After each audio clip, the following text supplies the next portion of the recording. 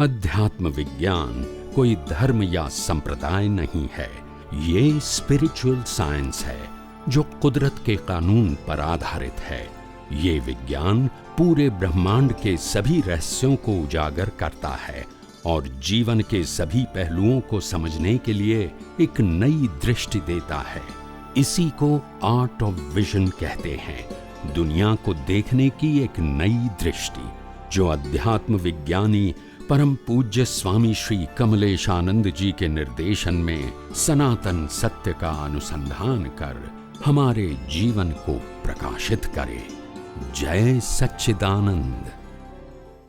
नमो भितरागाय, नमो विक्रागाय, नमो अरिहंताणं, नमो अरिहंताणं, नमो सिद्धाणं, नमो सिद्धाणं, नमो आयर्याणं, नमो आयर्याणं, नमो उभस्यायाणं, नमो वत्सायाणं, नमो लोये सव साहुणं, नमो लोये सव साहुणं, ऐसो पंच नमकारो, ऐसो पंच नमोकारो, सब पावपणासनो, सब पावपणासनो, मंगलानंच सव्येसिं, मंगलानंच सव्येसिं, परमं हवै मंगलम्। परमं हवै मंगलम्। ओम नमो भगवते वासुदेवाय, ओम नमो भगवते वासुदेवाय, ओम नमः शिवाय।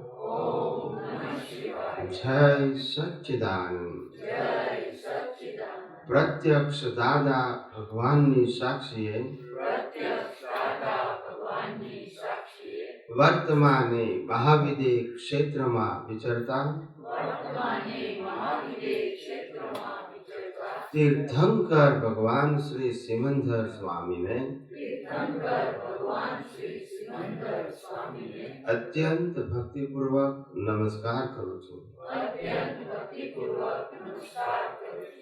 वात्सल्य मूर्ति श्री दादा भगवान ने વાત્સલ્ય મૂર્તિ શ્રી દાદા ભગવાનને अत्यंत भक्तिपूर्वक नमस्कार करूं છું। અત્યંત ભક્તિપૂર્વક નમસ્કાર કરું છું। 33 कोटि देवी देवताओं ने 33 કોટી દેવી દેવતાઓને अत्यंत भक्तिपूर्वक नमस्कार करूं છું। અત્યંત ભક્તિપૂર્વક નમસ્કાર કરું છું।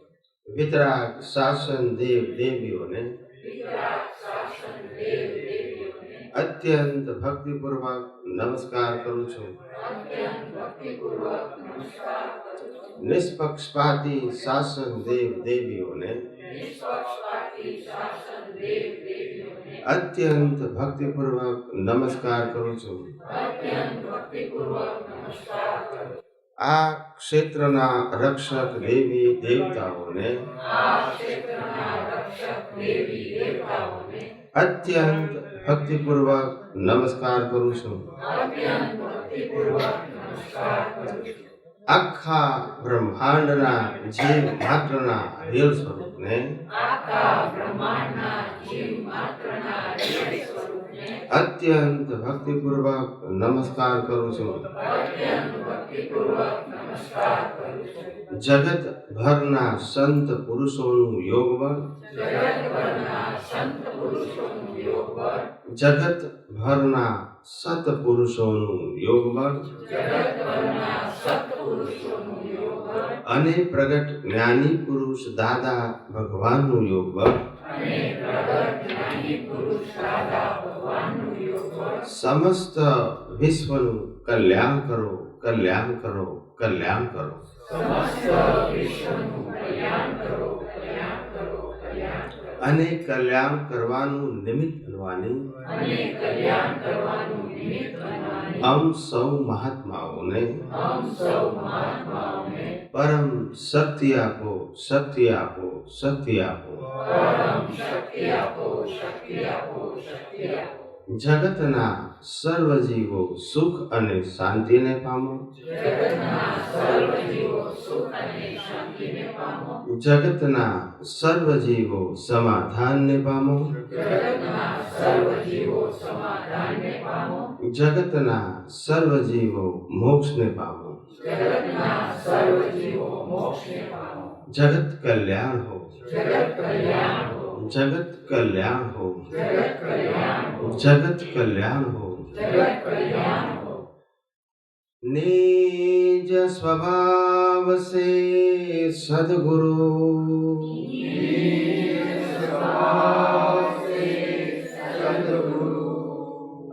अगुरु लघु सर्वज्ञ है.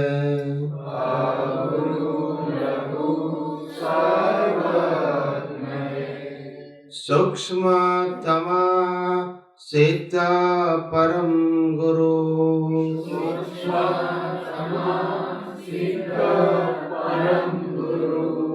सत्यम निश्चय वंद्य है.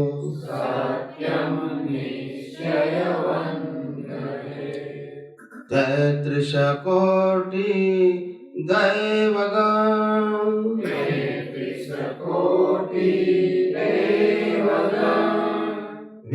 विश्वहितार्थे स्वागतम्.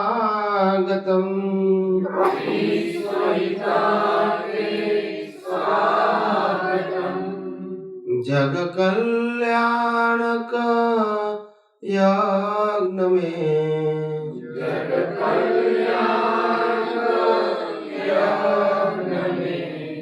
मंगलमय द्यो आशीषम्.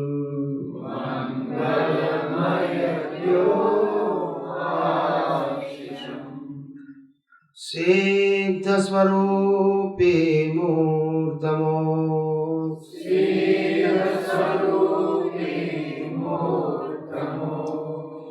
गलती भूल को माफी दो.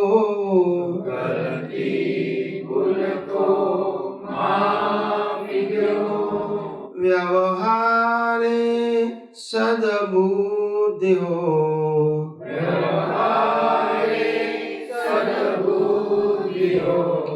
निश्चय में अभिवृद्धि दो.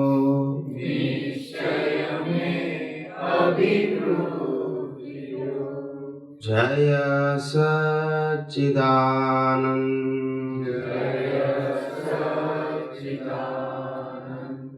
जय सच्चिदानंद.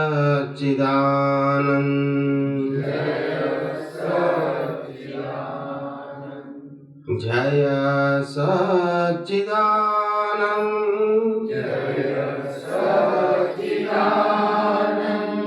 जय सच्चिदानंद.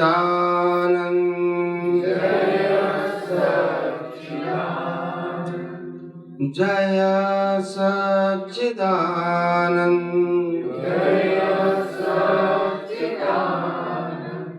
जय सच्चिदानंद.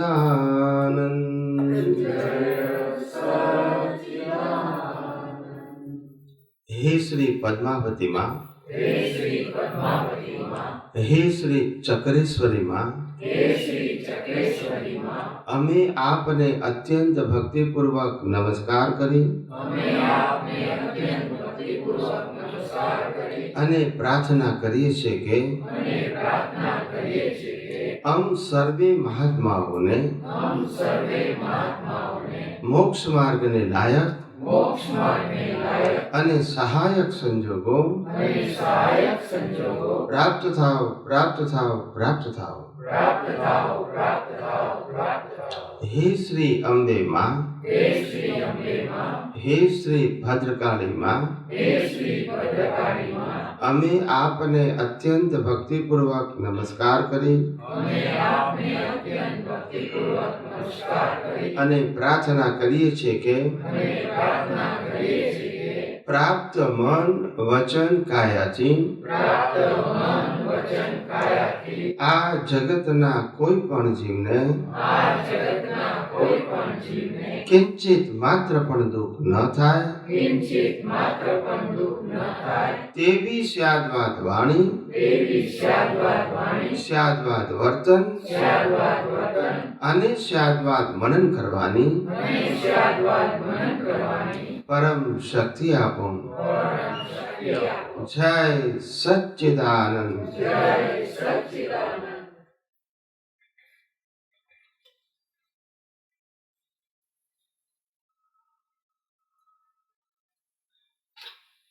જય સચ્ચિદાનંદ. જય સચ્ચિદાનંદ. જય સચ્ચિદાનંદ. જય સચ્ચિદાનંદ. જય સચ્ચિદાનંદ. જય સચ્ચિદાનંદ. જય સચ્ચિદાનંદ. બધા શિબિરમાંથી સ્વસ્થ થઈને આવ્યા હશો. શિબિરનો અનુભવ એક અદ્ભુત અનુભવ હોય છે, કારણ કે તે વખતે આપણે ઘર બહાર અને ઘરની જવાબદારી કામ બધું મુક્ત કરીને આવીએ છીએ, એટલે કુદરતી રીતે પૂરેપૂરું એટેન્શન ત્યાં રહી શકે છે.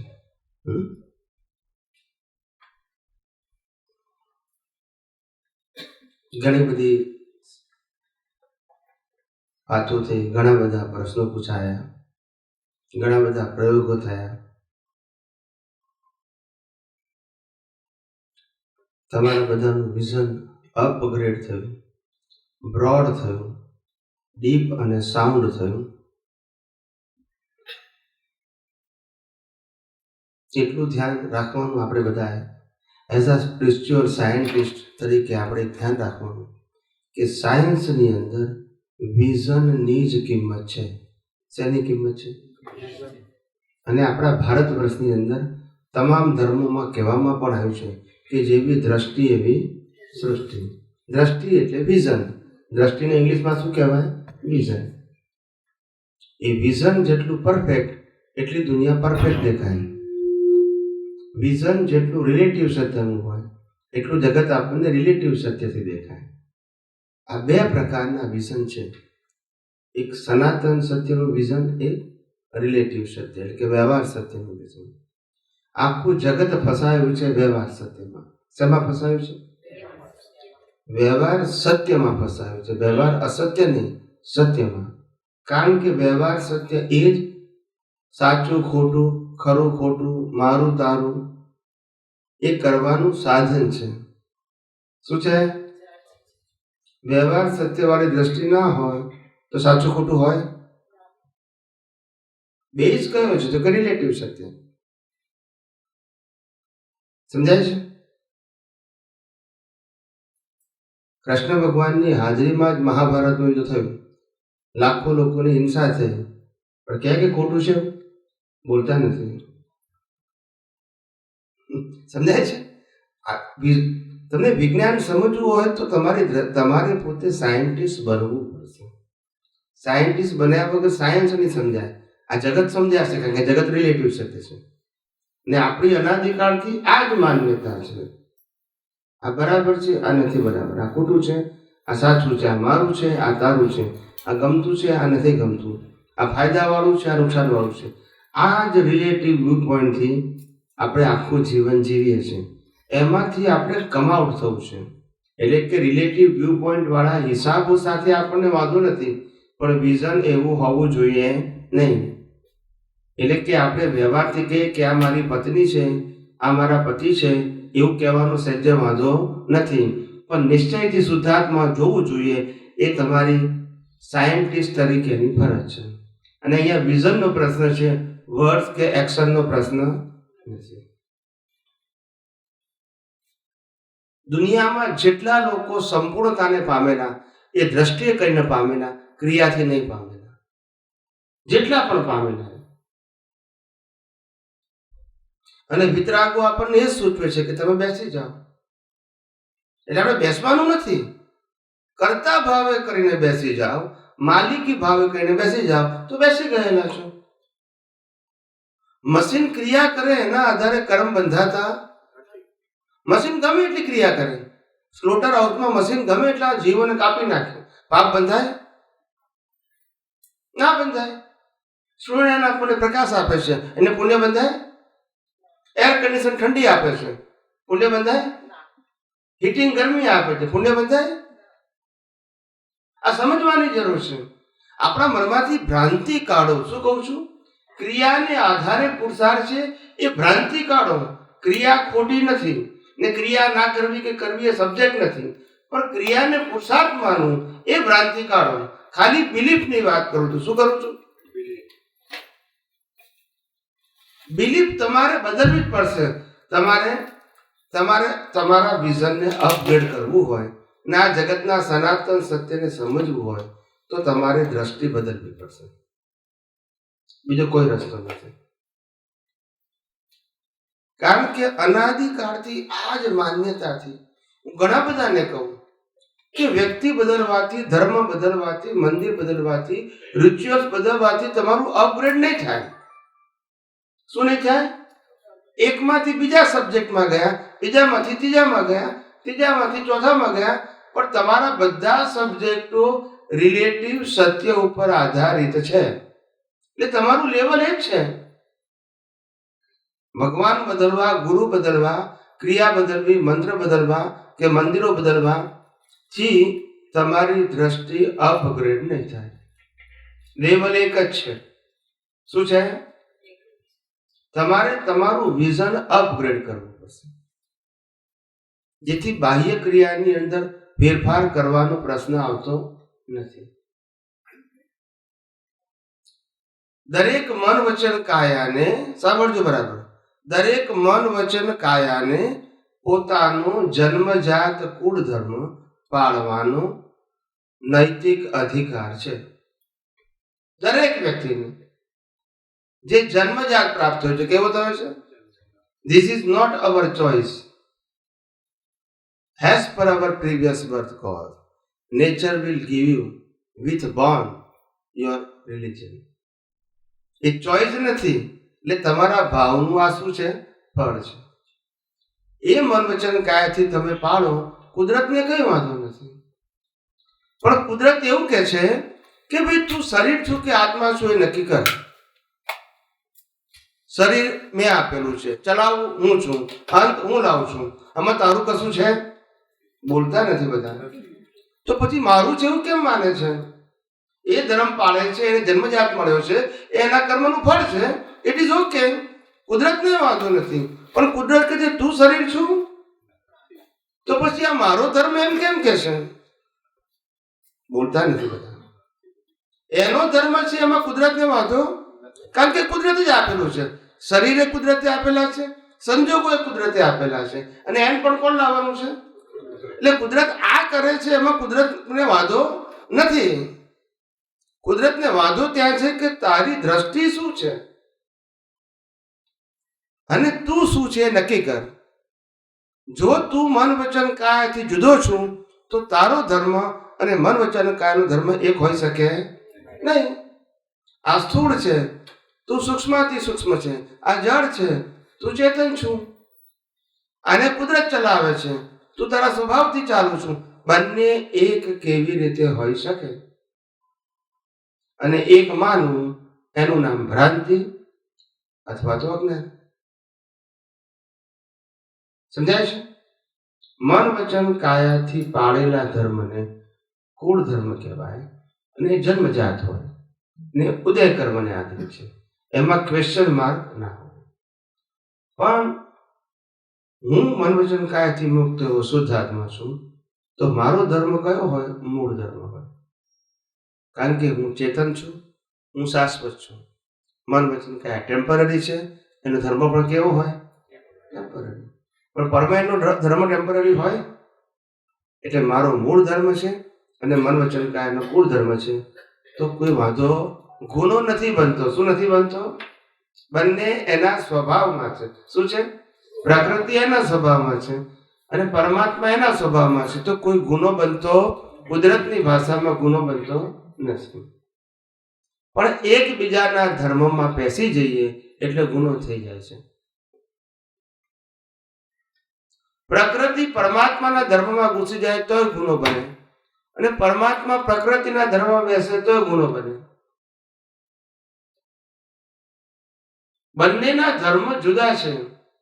અને ખાવું પડે, ઊંઘવું પડે, થાક લાગે, ભૂખ લાગે, તરસ લાગે, ઊંઘ લાગે, બધું આને લાગે, આત્માને લાગે. બંનેના ધર્મો કેવા છે? આત્મા છે એ નિરંતર અવેર છે, એ ક્યારે જાગતો નથી, ઊંઘતો નથી, 24 અવર્સ અવેર છે. એની કોઈ ક્રિયા નથી, એની પાસે કોઈ ઇન્દ્રિય નથી. ખ્યાલ આવે? બંનેના ધર્મો કેવા છે? પણ ભ્રાંતિથી આપણે શું કરી દઈએ છીએ? ભેગા કરી દઈએ છીએ. એ પઝલ છે. સમજાયું? પઝલ એ છે. વિજ્ઞાન એટલું ક્લિયર કટ છે, કોઈ જગ્યાએ કન્ફ્યુઝન નથી, કોઈ જગ્યાએ. પણ આપણું વિઝન જે ડ્યુઆલિટીમાં ગૂંચાઈ ગયું છે, એને કારણે વારંવાર પઝલ થાય છે, વારંવાર પઝલ થાય છે આપણને. એમાં તકલીફ ક્રિયાની નથી, તકલીફ દ્રષ્ટિની છે. આ જગતની અંદર અનેક વ્યક્તિઓ સારું કામ કરે, અનેક વ્યક્તિઓ ખોટું કામ કરે. એ બંનેના સંજોગો છે. મને કરતા દેખાય એ મારો ગુનો છે, સારું કરનારો કરતા દેખાય એ ગુનો છે, અને ખોટું કરનારો કરતા દેખાય એ પણ ગુનો છે. કારણ કે બંને ઉદય કર્મને અધીન કરે છે, બંને પાસેથી સ્વતંત્ર શક્તિ. પણ જો તમે સારાને કરતા તરીકે જોયું તો ખોટાને કરતા તરીકે જોશો, અને ખોટાને કરતા તરીકે જોયું તો સારાને કરતા તરીકે. કારણ કે દ્રષ્ટિ તો એક જ છે, કારણ કે તમારી દ્રષ્ટિ ડુઅરશીપ ઉપર છે, એટલે ક્યારે એનાથી બિયોન્ડ જશે. એટલે બિલકુલ આમાં સાયન્સની અંદર કોન્સેપ્ટ ક્લિયર કરવાનો છે થ્રુ યોર વિઝન, અને પછી એ વિઝનથી જ એનું એપ્લિકેશન છે. અને એ જ વિઝન પરફેક્ટ બનાવવાનું છે. શું બનાવવાનું છે? કે જેમાં રિલેટિવ સત્યનું કોઈ સ્થાન ના હોય, ટેમ્પરરીને કોઈ સ્થાન ના હોય, એવું પરફેક્ટ વિઝન હોય. એ વિઝનને જ નિષ્પક્ષપાતી વિઝન કહેવાય છે, નિર્લેપ વિઝન કહેવાય છે, અસંગ વિઝન કહેવાય છે, અમન વિઝન કહેવાય છે, મુક્ત વિઝન કહેવાય છે, વિતરાગ વિઝન કહેવાય છે. ખ્યાલ આવ્યો? આ દ્રષ્ટિને, આ દશાને આ બધા ટાઇટલ લાગુ પડે છે. એ થવાનું નથી. આ આવી તમારી દ્રષ્ટિ એ જ તમને આ ક્વોલિટી લાગુ પડે છે. અને આ બટ નેચરલ છે. એક વસ્તુ સમજવાની કે આ જગતમાં કંઈ પણ કરવાનું અને મોક્ષ એ બંને કોન્ટ્રાડિક્શન. શું છે? કંઈ પણ કરવું અને મોક્ષ એ બંને કોન્ટ્રાડિક્શન. એટલે જ્ઞાની પુરુષ દાદા ભગવાનનું આપતા સૂત્રમાં પહેલું સૂત્ર છે કે તારે મોક્ષે જવું હોય તો કંઈ જ કરવાની જરૂર નથી, અને તારે સંસારમાં ભટકવું હોય તો બધું જ કરવાની જરૂર છે. આ પહેલું સૂત્ર છે, ફર્સ્ટ સેન્ટેન્સ, ફર્સ્ટ સ્લોગન. બહુ ક્લિયર છે. કેવું છે? પણ આપણું જે વિઝન જે લઈને આવ્યા છે એ બધું ડ્યુઆલિટી વાળું છે. અને મોટે ભાગે માણસ કન્ફ્યુઝ કેમ થાય છે? એની પાસે જે જ્ઞાન પ્રાપ્ત થાય છે એ જ્ઞાનની અંદર મિક્સિંગ જ્ઞાન થઈ જાય છે. ઘણું બધું વાંચે, ઘણું બધું સાંભળે એટલે પઝલમાં આવી જાય છે. અને સ્વાભાવિક જ છે કે દરેક વ્યક્તિ પોતાનું જે પ્રેઝન્ટેશન હોય એની અંદર પરફેક્શન લાવવા પ્રયત્ન કરે છે, દરેક વ્યક્તિ કરે. ખ્યાલ આવ્યો? હું આજે તમને જોગ્રાફી ભણાવતો હોઉં તો જોગ્રાફીનું એટલી બધી વેલ્યુ બતાવું કે જેથી તમને એમાં ઇન્ટરેસ્ટ પડે એ સબ્જેક્ટ ઉપર. હું સાયન્સ ભણાવું તો સાયન્સની એટલી ડીપલી વાત કરું કે તમને એમાં ઇન્ટરેસ્ટ પડે. હું હિસ્ટ્રી ભણાવતો તો હિસ્ટ્રી એટલી ડીપલી વાત કરું કે તમને એમાં ઇન્ટરેસ્ટ પડે. આ દરેકનો પોતપોતાનો સબ્જેક્ટ હોય.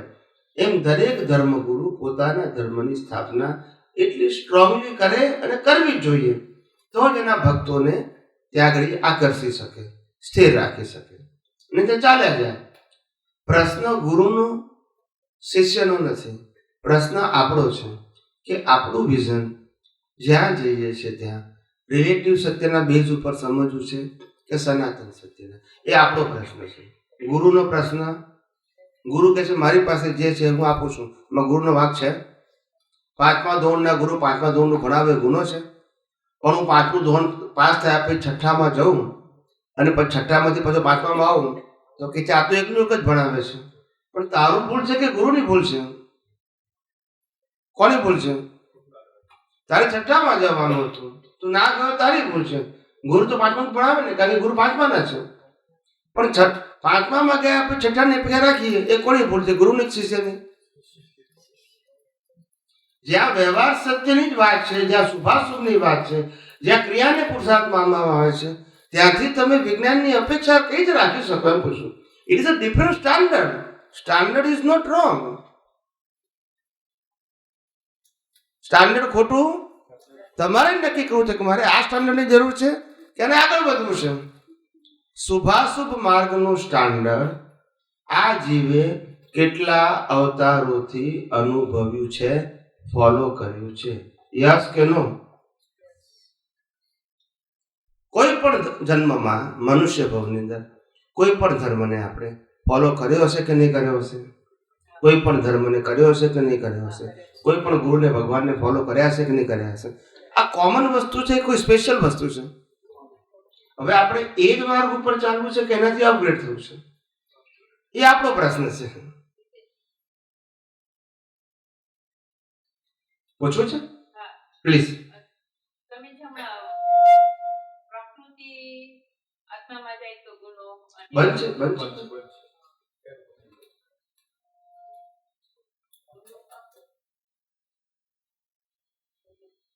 હેલો માઇક ચાલુ છે.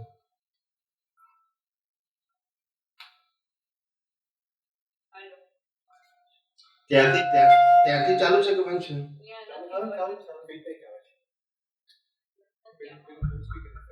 હેલો હેલો માઇક બંધ છે.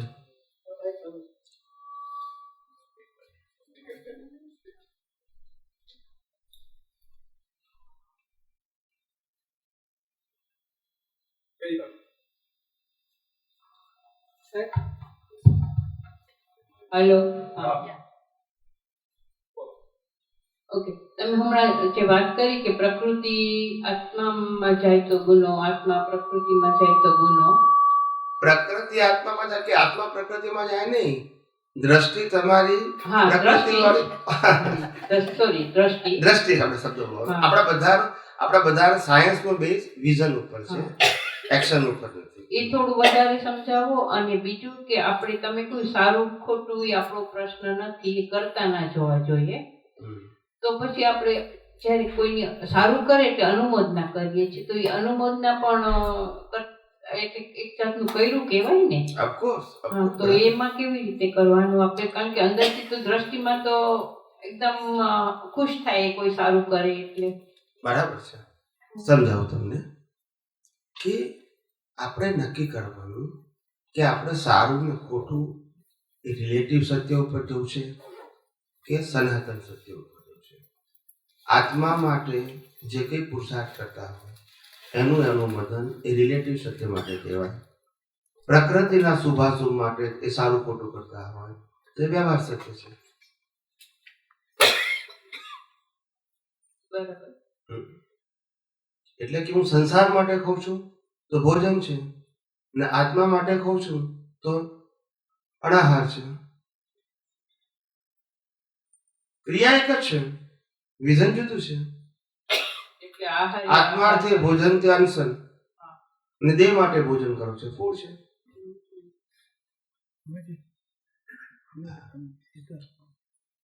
એટલે સમજવા જેવું છે. હેતુ, ઇન્ટેન્શન શેના માટે? તમે કોઈની પર ક્રિયાનો પ્રશ્ન નથી, ક્રિયા પાછળ આશય. ક્રિયા તો ઉદય કર્મને આપ્યું છે. કોઈની પ્રશંસા કરો કે કોઈની ટીકા કરો એ ઉદય કર્મને આપ્યું છે. તમારી સિગ્નેચર છે તો જવાબદાર છો, નહીતર ઉદય છે. ઉદયમાં વાંધો નથી. સમજાય છે? ઉદયમાં વાંધો નથી. ઉદયમાં કરતા પણ ઉદય સાથે એટેચમેન્ટ, ધ્યાન યુ આર રિસ્પોન્સિબલ. સમજાય છે? એટલે પ્રકૃતિને ખાવાનો શોખ હોય, પ્રકૃતિ ખાય, પણ તમને ખ્યાલ આવવો જોઈએ કે આ એનો સ્વભાવ છે, એ મારો સ્વભાવ નથી, ને હું પોતે એનાથી મુક્ત એવો સુધારવાનો છું. હવે કહે કે મારે તો 4 કલાક બેસી અને શાંતિથી આત્માનું ધ્યાન કરવું છે, પણ મારાથી બેસાતું નથી, તો શું કરું? તો કે થોડા યોગા કરી નાખો, તમારી સ્પાઇન સારી રહે. તો યોગા કરો છો, પણ પર્પઝ શું છે? આત્મહેતુ માટે. હવે એ જ યોગા તમારે 5 દિનના સુખો ભોગવવા માટે કરો, તો એ યોગા તો કહેવાય, પણ હેતુ શું છે એવું તમને કુદરત ફળ આપે છે. ક્રિયા એક જ છે, પણ પર્પઝ શું છે? એટલે ખાસ આપણે કહીએ છીએ nature will see you your intention, not your action. એટલે આપણે વ્યવહારમાં કહીએ છીએ કે ભગવાન તમારા ભાવના ભૂખ્યા છે.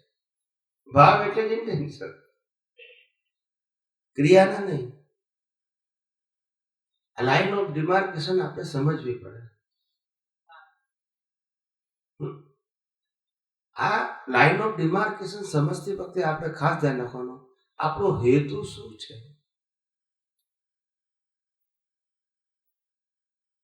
હેતુ રિલેટિવ સત્ય છે કે સનાતન સત્ય છે? હું કોઈ આધ્યાત્મિક પુરુષ હોય અને એના માર્ગે કોઈ વ્યક્તિ આનંદ અને ઉલ્લાસથી આગળ જતી હોય તો હું એને અનુમોદન કરું છું. શેના માટે કરું છું? આત્મહેતુથી. કોઈ સંસાર હેતુથી કોઈ ધર્મની અંદર ગળાડૂબ ડૂબેલી હોય, જેને ક્રિયાકાંડ, પૂજા પાઠ, ત્યાગ, આ બધામાં રસ હોય, હું એને અનુમોદન કરું છું. એ રિલેટિવ સત્ય છે. બે સત્ય છે. તમારે ક્યાં જવું છે, દેટ ઇઝ યોર ચોઇસ. ખ્યાલ આવ્યો? તમારે વ્યવહાર સત્યના માર્ગે છે તો ત્યાં સાઇન કરો, સનાતન સત્યના માર્ગે છે તો ત્યાં સાઇન કરો. તમે પોતે ફોલો કરો અને બીજા ફોલો કરતા હોય એને સપોર્ટ કરો અને અનુમોદન કરો. કર્યું, કરાવ્યું, અનુમોદ્યું. મોક્ષ માર્ગ માટે કર્યું, કરાવ્યું, અનુમોદ્યું. સંસાર માર્ગ માટે બેના ફળ જુદા છે. બેના ફળ જુદા છે. Yes please. તો એનો મીનિંગ એવો થાય ને કે આપણે લક્ષ્યમાં એવું રાખવું જોઈએ કે અનુમોદના કરતો તો લક્ષ્યમાં એવું રાખવું જોઈએ કે આ સંસારી નથી પણ આત્માના અર્થ કરે છે. એ શેના લક્ષ્યમાં એવું રાખવું જોઈએ. એ શેના માટે કરે છે એવું નહીં, આપણને ખબર હોય આપણને કે એટલે આપણે આ લક્ષ્યમાં- વ્યક્તિ આત્મહેતુ માટે કરતી હોય તો આપણાથી અનુમોદન કરાય. આત્મહેતુ માટે ના હોય અને આપણું લક્ષ્ય આત્મહેતુ માટે આગળ વધવાનું હોય તો આપણાથી અનુમોદન ના કરાય અને વિરોધે ના કરાય. શું ના કરાય? વિરોધી. બસ સપોર્ટ પણ નહીં અને ઓપોઝ પણ નહીં. કારણ કે આપણો સબ્જેક્ટ નથી. શું નથી? કોઈ આરતી કરતું હોય તો આપણો સબ્જેક્ટ નથી કે સપોર્ટ કરીએ અથવા વિરોધ કરીએ. વ્યવહારથી બોલીએ ના વાંધો નહીં, કોઈ કેવું આરતી કરું કેવું લાગે, આપણે કે સારું કહેવાય. પણ વ્યવહારથી શું છે? ઉપલક ખ્યાલ આવે કે નહીં? અંદરથી એવું જોઈએ કે મારે એની સાથે લેવા દેવા નથી, મારે એક્શન સાથે લેવા દેવા નથી. પછી ગુડ બેડ એ મારો પ્રશ્ન નથી, પણ વ્યવહારથી આપણે કહીએ. સમજ્યા છે મારી વાત? પણ એ છૂટા રહીને ફાઇલ નંબર 1 બોલે એ રીતે હું મારું અંદર સિગ્નેચર છે એવું હોવું જોઈએ નહીં. જો તમે આત્માર્થી ઈચ્છો તો સંસાર હેતુ માટે તમે સાઇન કરો તો બરાબર છે, એનાથી પુણ્ય બંધાય. હેતુ ઇમ્પોર્ટન્ટ છે. મેં તમને પહેલા જ કીધું, સાયન્ટિસ્ટ બનવા માટે સાયન્સ જેમ છે તેમ આપણી દ્રષ્ટિમાં પાકું કરવું પડશે. ને અત્યાર સુધી જેટલા પણ જ્ઞાનીઓ થઈ ગયા એ બધાએ પ્રયત્નો બધાએ જ કર્યો. છેવટે સામાન્ય વ્યક્તિઓ અથવા એમને સાંભળનારા વ્યક્તિઓ એમની વાતને સમજી ના શક્યા એટલે જ્ઞાનીઓએ પછી છોડી દેવું પડ્યું. ક્યાં તો એને ફોલોઅર્સને છોડી દીધા અને ક્યાં તો જ્ઞાનીએ માર્ગ છોડી દીધો. શું કર્યો? માર્ગ જ્ઞાનીએ ફોલોઅર્સ છોડી દીધા એટલે ફોલોઅર્સને કહેવાનું છોડી દીધું. શ્રીમદ રાજચંદ્ર આવે એમને કહેવાનું છોડી દીધું. 2 કે 4 વ્યક્તિઓ સાથે કોરસ્પોન્ડન્સ એટલે ગુપ્ત રહેતા હતા. શું રહેતા હતા? નાની ઉંમરે એમનો દેહ વિલય થઈ ગયો. જેટલું જીવ્યા એમાં પણ ગુપ્ત રહ્યા પાછા. એટલે ખ્યાલ આવી ગયો કે લોકોને પડી નથી. જ્ઞાની પુરુષ દાદા ભગવાન એ પાવરફુલ હતા. એમને સમજાવવા પ્રયત્ન કર્યો, વિજ્ઞાન આપવા પ્રયત્ન કર્યો. પછી એમને ખ્યાલ આવ્યો કે આ વિજ્ઞાન સમજી શક્યા નથી, વ્યવહારમાં લાવો. જુઓ, ફેક્ટ જુઓ, સમજાય છે? શું કરે પણ શરૂઆતમાં એમને કીધું કે લાયકાત પ્રમાણે જ્ઞાન આપવું. પછી ખ્યાલ આવ્યો કે કોઈ લાયકાત વાળો છે જ નહીં. પછી હવે આ જ્ઞાની લઈ જશે એટલે ભેગો થયો એ લાયક. પછી જે ભેગો થયો એને સમજાવવા પ્રયત્ન કર્યો, ના સમજી શક્યો. 10 વર્ષ થયા, 15 વર્ષ થયા, વિજ્ઞાન ના સમજી શક્યો. એમને કહેલી ક્રિયા બધી રેગ્યુલર કરે, સિન્સિયરલી કરે, પણ સાયન્સમાં રસ ને હતા એ સાયન્ટિસ્ટ. એક જ વ્યક્તિ ઇતિહાસમાં છેલ્લા 2500 વર્ષના ઇતિહાસમાં એક જ વ્યક્તિએ કીધું કે આ વિજ્ઞાન છે. બાકી બધા ધર્મની વાત કરીશું, વિજ્ઞાન શબ્દ બોલ્યા. પણ એક વ્યક્તિ વિજ્ઞાન બોલી, એને પણ છેલ્લે પછી શું કરવું પડ્યું? રિચ્યુઅલ્સ આપવું પડ્યું. આ બધું સમજવાની જરૂર છે. This is not a criticism. આપણે આ ભય સ્થાનો આપણી પોતાના માટે સમજવા પડશે. Person is not wrong or right, એ આપણો ક્વેશ્ચન એમના ઉદય કર્મ છે. શું છે? એટલે પ્રશ્ન રોંગ રાઈટ નો નથી, પ્રશ્ન મારું જે વિઝન છે એને અનુરૂપ મારું એન્વાયરમેન્ટ હોવું જોઈએ. અને બીજું એન્વાયરમેન્ટ છે જે રિલેટિવ સત્ય છે, એ મારે કામનું નથી અને વિરોધ પણ નથી, સપોર્ટે નથી અને ઓપોઝિટ નથી, પણ મારો હિસાબ છે હું પૂરો કરું છું. શું કરું છું? That's it. મારે અહીંથી મેળવવાનું નથી કશું, ફાઇલનો સંભાવે નહીં. અહીંયા મારો ઉદય છે તો આવું પડે, પણ શેના માટે આવું છું? આ પછી સંભાવે નિકાલ. એ ગુડ બેડ, સાચું ખોટું એ મારો પ્રશ્ન નથી, કારણ કે રિલેટિવ સત્ય છે અને રિલેટિવ સત્ય એ મારું વિઝન નથી. એટલે એમાંથી ગ્રહણ કરીને મારે એ માર્ગે આગળ વધવાનું નથી, માટે ઇન્ટરેસ્ટ નથી. શું નથી? આ બધું, કારણ કે અમે આખા જીવનમાં આ બધું અનુભવેલું છે. એક કે એક વસ્તુ, એક કે એક પ્રકારના વક્તાઓને મેં સાંભળી લીધા, બધા ધર્મની વાત કરું છું. અને ધર્મની અંદર ગાયક હોય, એ ગાયકનું પ્રેઝન્ટેશન હોય એ જુદું હોય. પહેલા પ્રવચનકારનું પ્રેઝન્ટેશન જુદું હોય, ધર્મને પ્રેઝન્ટેશન કરતા હોય એનું રજૂઆત જુદી હોય. ખ્યાલ આવે? આ બધાનું પ્રેઝન્ટેશન એવું હોય કે એ જે બોલતા હોય એના ઉપર એનો જબરજસ્ત ભાર હોય. શું હોય? એટલે સામાન્ય વ્યક્તિઓ પ્રભાવિત થઈ જાય. શું થઈ જાય? એટલે પછી એને હકીકત શું છે તે ખબર ના પડે, પ્રભાવ પડી ગયો એટલે કશું ખબર ના પડે. હવે જે બોલે એ બધું સાચું જ લાગે ને ગળી જાય. શું થાય? પછી જ્યારે જીવનમાં એપ્લિકેશનમાં મૂકે ત્યારે ખ્યાલ આવે કે આ વાત તો આપણે સમજાતી નથી, અનુભવમાં આવતી નથી, ઉપયોગમાં આવતી નથી. ત્યારે પછી તે સાયન્સ હોય તો સમજાય કે આ તો રિલેટિવ સત્ય છે, એ આપણી સ્વતંત્રતામાં આવતું.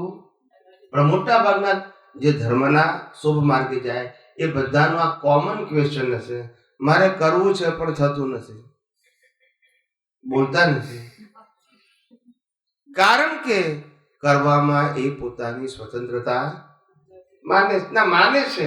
ત્યારે આવું બોલે ને કે મારે કરવું છે પણ, એટલે ખ્યાલ આવવો જોઈએ કે આ ક્રિયા એ મારા પુરુષાર્થનો સબ્જેક્ટ નથી, એ પ્રકૃતિનો સબ્જેક્ટ છે. અને પ્રકૃતિ ઉદય કર્મને આધીન છે. એના ઉદયમાં હશે તો થશે, નહીં ઉદયમાં હશે તો નહીં થાય. પણ મારો એ સબ્જેક્ટ નથી, એટલે મારા વિઝનમાં આ વસ્તુ નથી. મારા વિઝનમાં તો સનાતન સત્ય છે, બિયોન્ડ રિલેટિવ ટ્રુથ. સમજાય છે ને? આપણે જ આપણી દ્રષ્ટિને પરિપક્વ કરવી પડશે, પરિપક્વ મેચ્યોર કરવી પડશે. નાની નાની વસ્તુમાંથી વિજ્ઞાન ખોળતા શીખો. નાની નાની વસ્તુમાંથી આપણે ગ્લાસ પાણી પીતા હોય માંથી વિજ્ઞાન ખોળો. શું છે એમાં? વિજ્ઞાન શું છે? શરીર પાણી પીવે છે અને હું એનાથી એને જોનાર જાણનારો છું. કારણ કે પાણી પીનારો અને પાણી એ એની પાસે જ્ઞાન નથી, જ્ઞાન તારી પાસે છે, માટે તને ખબર છે કે આ પાણી પીવે છે. જાણનારો છું એ તું છું, પીવે છે એ તું નથી ને પાણી છે તું નથી. આ સાયન્સ ખુલ્લું થવું જોઈએ આપણને, કારણ કે ચેતનમાં જ જ્ઞાન ગુણ છે, જળમાં જ્ઞાન ગુણ ના હોય. આ બધું આપણને ખબર પડવી જોઈએ. બે વસ્તુ કેવી છે? જડ ને ચેતન સ્વભાવે જુદા છે, પરને પોતાના ગુણો એ ભિન્ન છે. જ્ઞાની પોતાની અનંત સિદ્ધિથી નિજ આત્મા જગવે જ્ઞાન જ દર્શનથી. નિજ આત્મા જગવે જ્ઞાન જ દર્શનથી. પરમાણુ ચોંટી પીડે જ નહીં, એવું રસાયણ સિદ્ધ સ્તુતિ પરમ. સિદ્ધ સ્તુતિ પરમ. પરમાણુ ચોંટી પીડે જ નહીં. આ પરમાણુ સત થાય છે ને એ પડે નહીં, એવું જ્ઞાની પુરુષે રસાયણ આપ્યું. સિદ્ધ સ્તુતિ પરમ. કઈ સ્તુતિ? સિદ્ધ સ્તુતિ. નિશ્ચય નિર્ણયથી કહેવાય.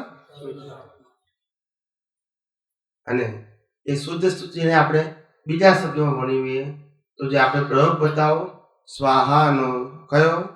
યજ્ઞ, આત્મયજ્ઞ, એ સિદ્ધ સ્તુતિનો પ્રયોગ. સેમ. સમજાય છે?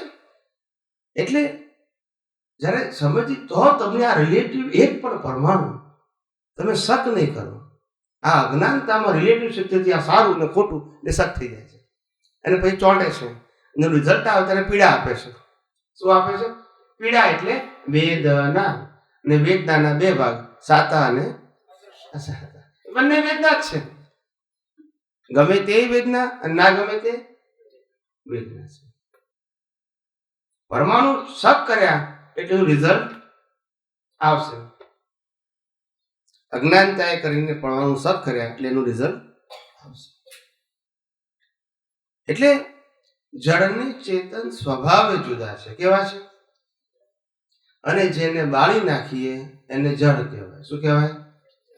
ચેતનને બાળી શકાય, અને જેને બાળી શકાય એને ચેતન ના કહેવાય. આટલું તો ખ્યાલ આવે ને આપણને. હવે જે વસ્તુને બાળી નાખીએ છે અથવા બાળી નાખવાની છે એ આપણને ખબર પડવી જોઈએ કે એ જળ છે, અને જળનું કંટ્રોલર હું, કુદરત છે. કોણ છે? મન વચન કાયાની અવસ્થા માત્ર કુદરતી રચના છે. કોની રચના? જેનો કોઈ બાપોએ રચના નથી, અને તે પાછી કેવી છે? હવે કુદરતી રચના ને મારી રચના માનું તો શું થાય? એને જ્ઞાન કહેવાય કે અજ્ઞાન કહેવાય? અજ્ઞાન. બહુ છે. એટલે કીધું ને કે આ જાગૃતિનો માર્ગ છે, આ ડુઅરશીપનો માર્ગ નથી. માણસે ક્રિયા કરી કરી કરી અને મૂળ જ્ઞાન, એટલે ક્રિયા કરીને એટલે ક્રિયામાં કરતાપણું કરી કરી અને મૂળ જ્ઞાનને દ્રષ્ટિમાંથી ખલાસ કરી નાખ્યું. શું કર્યું? કંઈ પણ કરવામાં ડુઅરશીપ, કંઈ પણ કરવામાં ડુઅરશીપ, કંઈ પણ કરવામાં ડુઅરશીપ. એનાથી વિજ્ઞાનની દ્રષ્ટિ ખલાસ કરી નાખી. સાહજિકતા જતી રહી માણસની. શું થઈ ગઈ? બિલકુલ જતી રહી. ઇફેક્ટ કેમ થાય છે? માણસની ઇફેક્ટ કેમ થાય છે? 100 પાઉન્ડ નુકસાન થયું કે 5000 પાઉન્ડ નુકસાન થયું, પણ ઇફેક્ટ કેમ થાય છે? કુદરત કહે છે કે તારી પાસે નુકસાન કરવાની પણ શક્તિ નથી. શું કહે છે? હું આપું તો તું નુકસાન કરે ને. બોલતા નથી બધા. આપું નહીં તો, એટલે પેલા મેં આપ્યા ને પછી ગયા ને, તારું શું હતું? જેને નથી આપ્યા એને નથી ગયા તો એનું છે શું? આ ખાલી પાપ પુણ્યના ખેલ જ છે ને. અસર કેમ થાય છે? Important of relative truth. આવી જાય તો હિસાબ છે, પણ મને કેમ અસર કરે છે? Title of ownership. કોઈ લઈ ગયું, ટાઇટલ ઓફ ડુઅરશિપ. જુઓ, અંદર અજ્ઞાન કઈ રીતે ઊભું થાય છે એના તમને બેઝ બતાવું છું. શું બતાવું છું? ફંડામેન્ટલ. મેં લાંબા સામાજિક એક્ઝામ્પલોની જરૂર નથી. પાયાની વસ્તુ સમજો. અને અનાદિકાળથી આપણે આ જ નથી સમજ્યા, બીજું બધું સમજ્યા છે. રામકૃષ્ણ મહાવીરને સમજી ગયા આખી લાઈફ. ખ્યાલ આવ્યો? પણ રામકૃષ્ણ મહાવીર કોને ભજતા હતા એ ના સમજ્યા આપણે. સમજાયું કે નહીં? એમની લાઈફ આપણે જાણી લીધી. મેં પહેલા કીધેલું કે દુનિયાના તમામ ધર્મોએ તમામ ગ્રેટ પુરુષોની ખાલી હિસ્ટ્રી તમને એક્સપ્લેન કરી છે. એમની અનુભવ દશાની વાત કરી જ નથી લોકોએ. they only explain the history. It means it's a discharge of the great people. Yes or no? That's it. એમનો પુરુષાર્થ હતો? એમનો પુરુષાર્થ હતો? એમની દશા હતી? ના. એમનો ઉદય હતો. શું હતો? જેમ આપણો ઉદય છે એમનો પણ ઉદય હતો. એ ઉદય જાણીને શું ફાયદો? ઉદય વખતે એમની દ્રષ્ટિ શું હતી, એમનો પુરુષાર્થ શું હતો, એમનું વિઝન શું હતું? That is important for us. Swamiji, તો નિર્દોષ દ્રષ્ટિ સેટ કરવું બહુ ઈઝી થઈ પડે છે. તમે વાત કરી એના પરથી નિર્દોષ દ્રષ્ટિ તરત આવી જાય ને. એ ઈઝી જ છે ને, અઘરું છે જ નહીં. પણ અઘરું થઈ જાય છે કેમ? પછી લોક સમુદાયમાં જઈને વાતો સાંભળીએ એટલે પાછું અઘરું થઈ જાય. એટલે કે આમ તો કરવું જ પડે, આમ ના જ કરાય. પાછું એટલે કે શું વાત કરો છો કે છે તમે કે છે કીર્તન ભક્તિ કરતા નથી. આ ભાઈને તો દાદા 1 કલાક કીર્તન ભક્તિ કરી તો દાદા ભગવાન હાજર થઈ ગયા કે છે, ને એમની બધી ઈચ્છાઓ પૂરી થઈ ગઈ, અને તમે કરતા નથી. એટલે પાછું બીજા દિવસ ચાલો. આપણે ખબર જ નથી દુનિયા શું કહે છે. Forget it. But what is the fact of the universe? Because આ દુનિયા લો ઓફ નેચરથી ચાલે છે, કોઈ વ્યક્તિના કહેવાથી ચાલતી નથી. ને કુદરતનો કાનૂન એપ્લિકેબલ ફોર એની લિવિંગ બિંગ ક્રિએચર. તો આપણે એને ફોલો કરવું છે, એને સમજવું છે, તો તમને આ જગતની ફેક્ટ સમજાશે. અદરવાઇઝ રિલેટિવ વ્યૂ પોઈન્ટ તો છે જગતમાં, અને એનાથી તો કેટલા અવતાર આપણે કાઢ્યા છે. બોલો. એનો મીનિંગ તો એવો થાય ને પછી આ પુરુષાર્થ શું કરવાનો? આપણે ખાલી દ્રષ્ટિ બદલવાની થાય ને. દ્રષ્ટિ બદલવાથી મોટો કયો પુરુષાર્થ? કૃષ્ણ ભગવાને અર્જુનની મહાભારતમાં દ્રષ્ટિ તો બદલી હતી. યુદ્ધ એનું હતું, ક્રિયા એની હતી, ભગવાને હતા એના, ગુરુ એના હતા. ખાલી બદલ્યું શું? દ્રષ્ટિ. જેને આપણે એમને દિવ્ય ચક્ષુ નામ આપ્યું. દાદા ભગવાને જ્ઞાન ચક્ષુ કીધું, હું દ્રષ્ટિ કહું છું. પુરુષાર્થ તો પછી બહુ આવતો જ નથી કરવાનો. એ જ પુરુષાર્થ છે. એક પુરુષાર્થ. દ્રષ્ટિ છે. જ્ઞાની એવું કહેવા માંગે છે કે તું હસબન્ડને હસબન્ડ જુએ અથવા વાઇફને વાઇફ તરીકે જુએ એ તારો પુરુષાર્થ નથી. એ તો અજ્ઞાનીની આ જ દ્રષ્ટિ છે, બોલતા નથી. પણ તું હસબન્ડમાં શુદ્ધાત્મા જુએ, વાઇફમાં શુદ્ધાત્મા જુએ, એ તારો પુરુષાર્થ છે. તો દ્રષ્ટિ આવી, ક્રિયા આવી. દ્રષ્ટિ.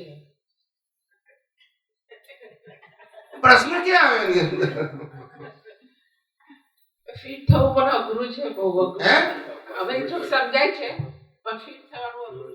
એટલે પુરુષાર્થ વર્ડ જરાક હેવી લાગે છે, એટલે થઈ કે અઘરું હશે. મારે કંઈક તો શબ્દ વાપરવો પડે ને તમને સમજાવવા માટે. એટલે પુરુષાર્થ કહું, વિઝન કહું, દ્રષ્ટિ કહું, ખ્યાલ. હું એક્શનની તો કોઈ વાત કરતો જ નથી. એટલે બહુ આ મારો કહેવાનો મતલબ, તમે અહીંયા વારંવાર સત્સંગમાં આવો છો, ધીમે ધીમે સાયન્ટિસ્ટ બનો, એવું કહેવા માંગુ છું. તમારું વિઝન અપગ્રેડ થવું જોઈએ, અને એના માટે કોઈ બાહ્ય સંજોગોની જરૂર નથી. તમારી આ સાયન્ટિફિક અવેરનેસની જરૂર છે, અને એ અવેરનેસથી લોકોને કેવા કેવા અનુભવ થાય છે એ તમે સાંભળો તો તમને ખબર પડે. કેટલાય લોકો એવા છે કે જે મને પ્રત્યક્ષ મળ્યા નથી, એના પર તમે અનુભવ સાંભળો તમને આશ્ચર્ય થાય. નહીં મળેલા, નહીં જ્ઞાન વિધિ, નહીં આજ્ઞા, નહીં રિચ્યુઅલ્સ, ફક્ત આ વિજ્ઞાન ઘેર બેઠા સમજાવ્યું, એના ઉપયોગથી એને શું અનુભવ થયો એ એક્સપ્લેન કર્યું એને. સમજાય છે? એટલે આ વિજ્ઞાનમાં જબરજસ્ત પાવર છે. ના, વિજ્ઞાન મારું નથી, એ તો યુનિવર્સલ ટ્રુ સાયન્સ છે. વિજ્ઞાનનો કોઈ બનાવનારો હોઈ શકે નહીં, અને બનાવેલું હોય તો એ સનાતન સત્ય હોઈ શકે નહીં. વિજ્ઞાનનો અનુભવ કરી શકાય, એને ક્રિએટ ના કરી શકાય. તો એનો અર્થ એવો થયો કે હવે આપણે આરતી કરવી છે, બધું કરવું છે, તો કેવી રીતે કરવી એ તમે સમજાવો. ફાઇલ નંબર 1 ખાય છે, ફાઇલ નંબર 1 આરતી કરે છે. તમે એમ પૂછ્યું કેમ પાછું તો જ્ઞાન લીધો, ખાવું કે ના ખાવું? એમ ખાવું જરૂરી છે, આરતી કરી ફાઇલ નંબર 1 ની જરૂર છે, ઊંઘવું જરૂરી છે. પણ અત્યારે આપણો પ્રશ્ન ક્યાં આવ્યો? તમારી વાત પર એવું લાગે કે ન જ કરવી જોઈએ, પણ ના ના ના ના. પહેલી વસ્તુ મેં પહેલા કીધું કે આપણી કોઈ વાતો એક્શન બેઝ ઉપર નથી. હું વારંવાર કહું છું, પણ મારે દાખલા મળે તો મારાથી રજૂઆત કરવી પડે ને તમને. આપણી બધી વાતો વિઝન બેઝ ઉપર છે. સારા બેઝ ઉપર છે. તમે ક્રિયાને પુરુષાર્થ માનો છો, ધેટ ઇઝ રોંગ બિલીફ. ક્રિયા કરવી કે ના કરવી એ તમારી રોંગ બિલીફ નથી, એ ઉદય કર્મ છે. હા, એટલે જે કરીએ ત્યારે આપણે અંદરથી ભાવ થાય કે આ કરે છે અને હું તો શુદ્ધાત્મા છું, તો એ જ પુરુષાર્થ. અચ્છા. કરે છે કોણ એ સમજે તો ઉકલે કાયમી કોયડો. સમજાય છે? હા. કરે છે કોણ એ સમજે તો ઉકલે કાયમી. બાકી હું કરું એ અજ્ઞાનતા.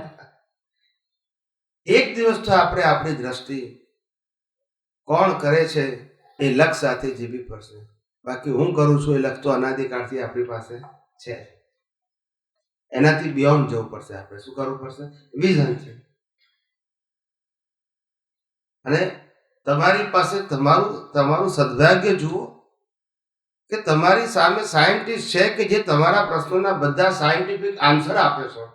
અમારા ગયા પછી આ ચોપડીઓ વાંચીને તમને સાયન્ટિફિક આન્સર નહીં આપે, પછી થિયરી થઈ જશે. આનું આ અમારી વાત ચોપડીમાં આવે પછી થિયરી થઈ જશે. લોકો પછી થિયરી સમજાવશે, જેમ અત્યારે આપતાવાણી સમજાવે છે. સમજાય છે? થિયરી હોય. દાદા ભગવાને ચોખ્ખું કહી દીધું, મારા ગયા પછી બે આની ફળ નહીં આપે અમારી ચોપડીઓ. એવું કહી દીધું એમને. ખ્યાલ આવી ગયો ને? સિદ્ધાંત છે. મૂળ પુરુષ જાય એટલે દરેક વ્યક્તિ પોતાના વ્યૂ પોઈન્ટથી વાંચે છે. શું વાંચે છે? પોતાના વ્યૂ પોઈન્ટથી વાંચે છે, એનો વાંધો નથી. પણ પોતાના વ્યૂ પોઈન્ટમાં અનુભવ થયો છે તો પછી શું કહેશે? ઓનલી વ્યૂ પોઈન્ટ છે. પછી આપણે સમજવાનું છે. પછી એની પાસેથી યુનિવર્સલ ટ્રુથ ખોલીએ એ આપણી ભૂલ કે એની ભૂલ? આપણી ભૂલ છે. એ કે મને છે જ નહીં અનુભવ. પછી કે મારે ત્યાંથી સાયન્સ મળે નહીં. It's a matter of common સેન્સની વાત કરું છું. દુનિયાની કોઈ વ્યક્તિ તમને એમ કહે કે મને અનુભવ નથી તો ત્યાંથી તમને સાયન્સ મળે ખરું? It's a matter of common sense. મળે?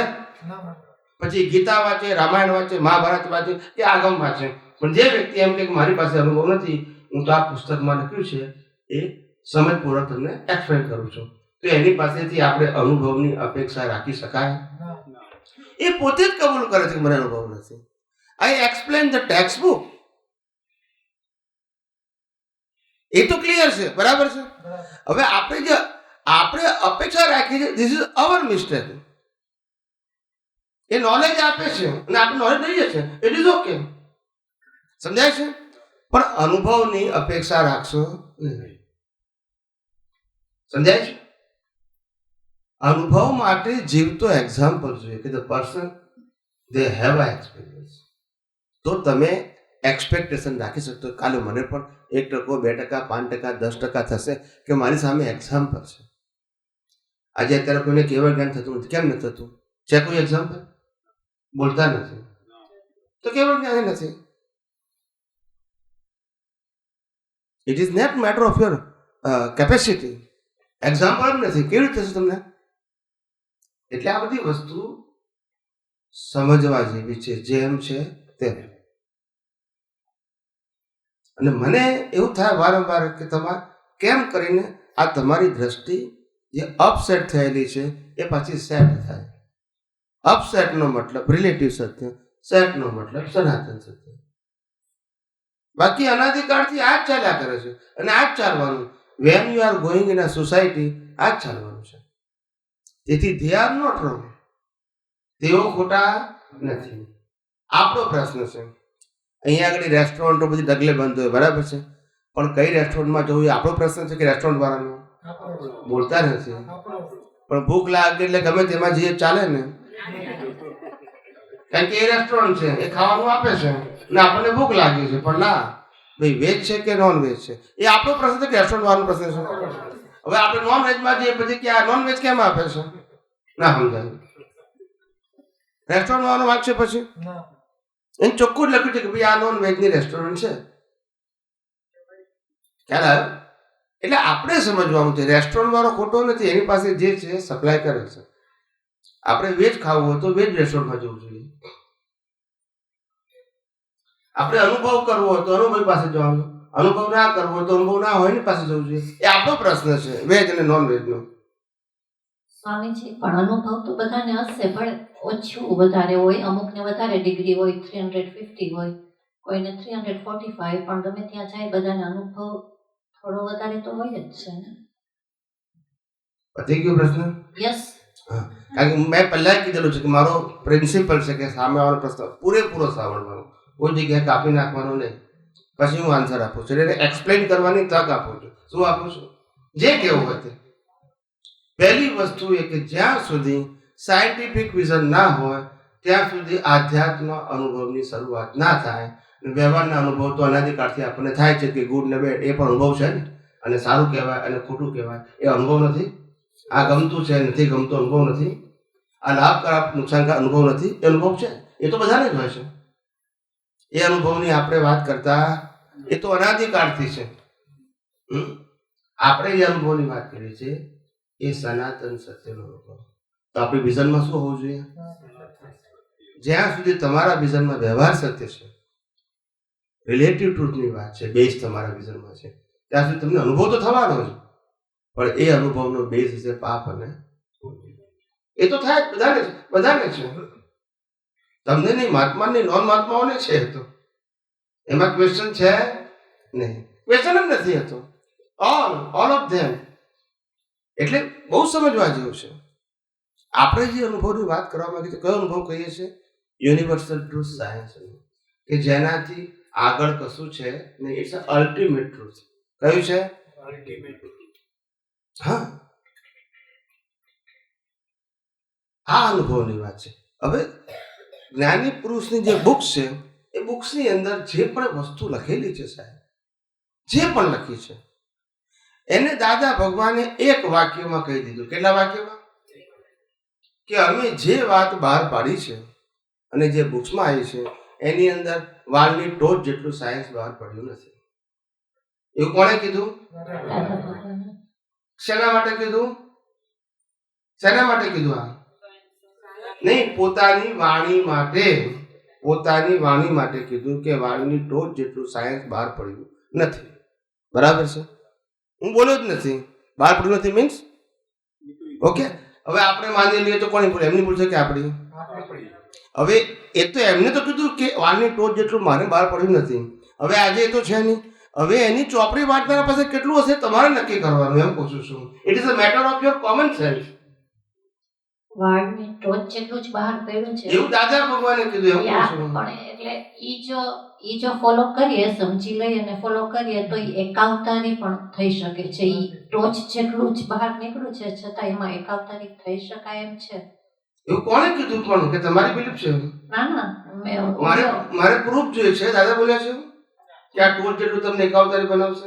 મેં તમને ઓડિયો મોકલી હતી કે આ જ્ઞાન જે છે એ એકાવતારી છે. મેં તમને મોકલ્યું હતું સ્વામીજી.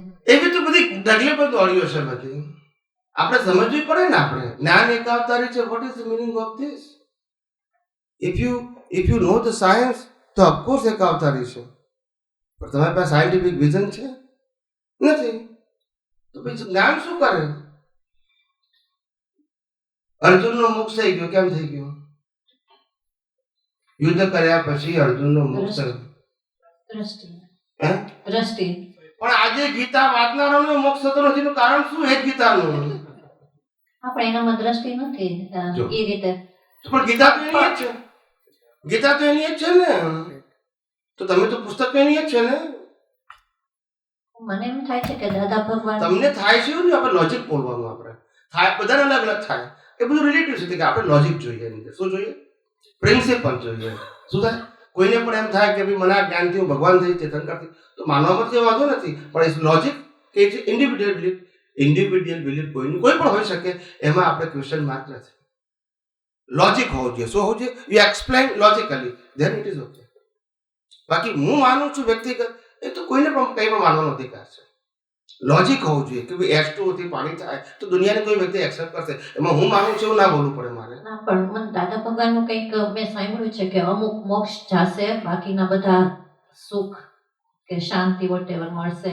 એવું કંઈક દાદા ભગવાને કીધું જ ને, અમુક મોક્ષ જશે. એટલે એ મને એક્સપ્લેન કરો. મેં ક્યાં સાંભળ્યું છે, પ્લીઝ. અમુક જાશે કે અમુક ના જાશે એવો પ્રશ્ન સંખ્યાનો નથી. જ્ઞાની પુરુષે ચોખ્ખું જ કીધું કે ભાઈ અમે તો પોતે વિજ્ઞાન બહાર પાડવા માટે અમને કુદરતી સંજોગો ના આપ્યા. અમે બહુ પ્રયત્ન કર્યો કે સાયન્ટિસ્ટ ભેગા કરો, પણ ના ભેગા થયા. સાયન્સ ના નીકળ્યું અમારું.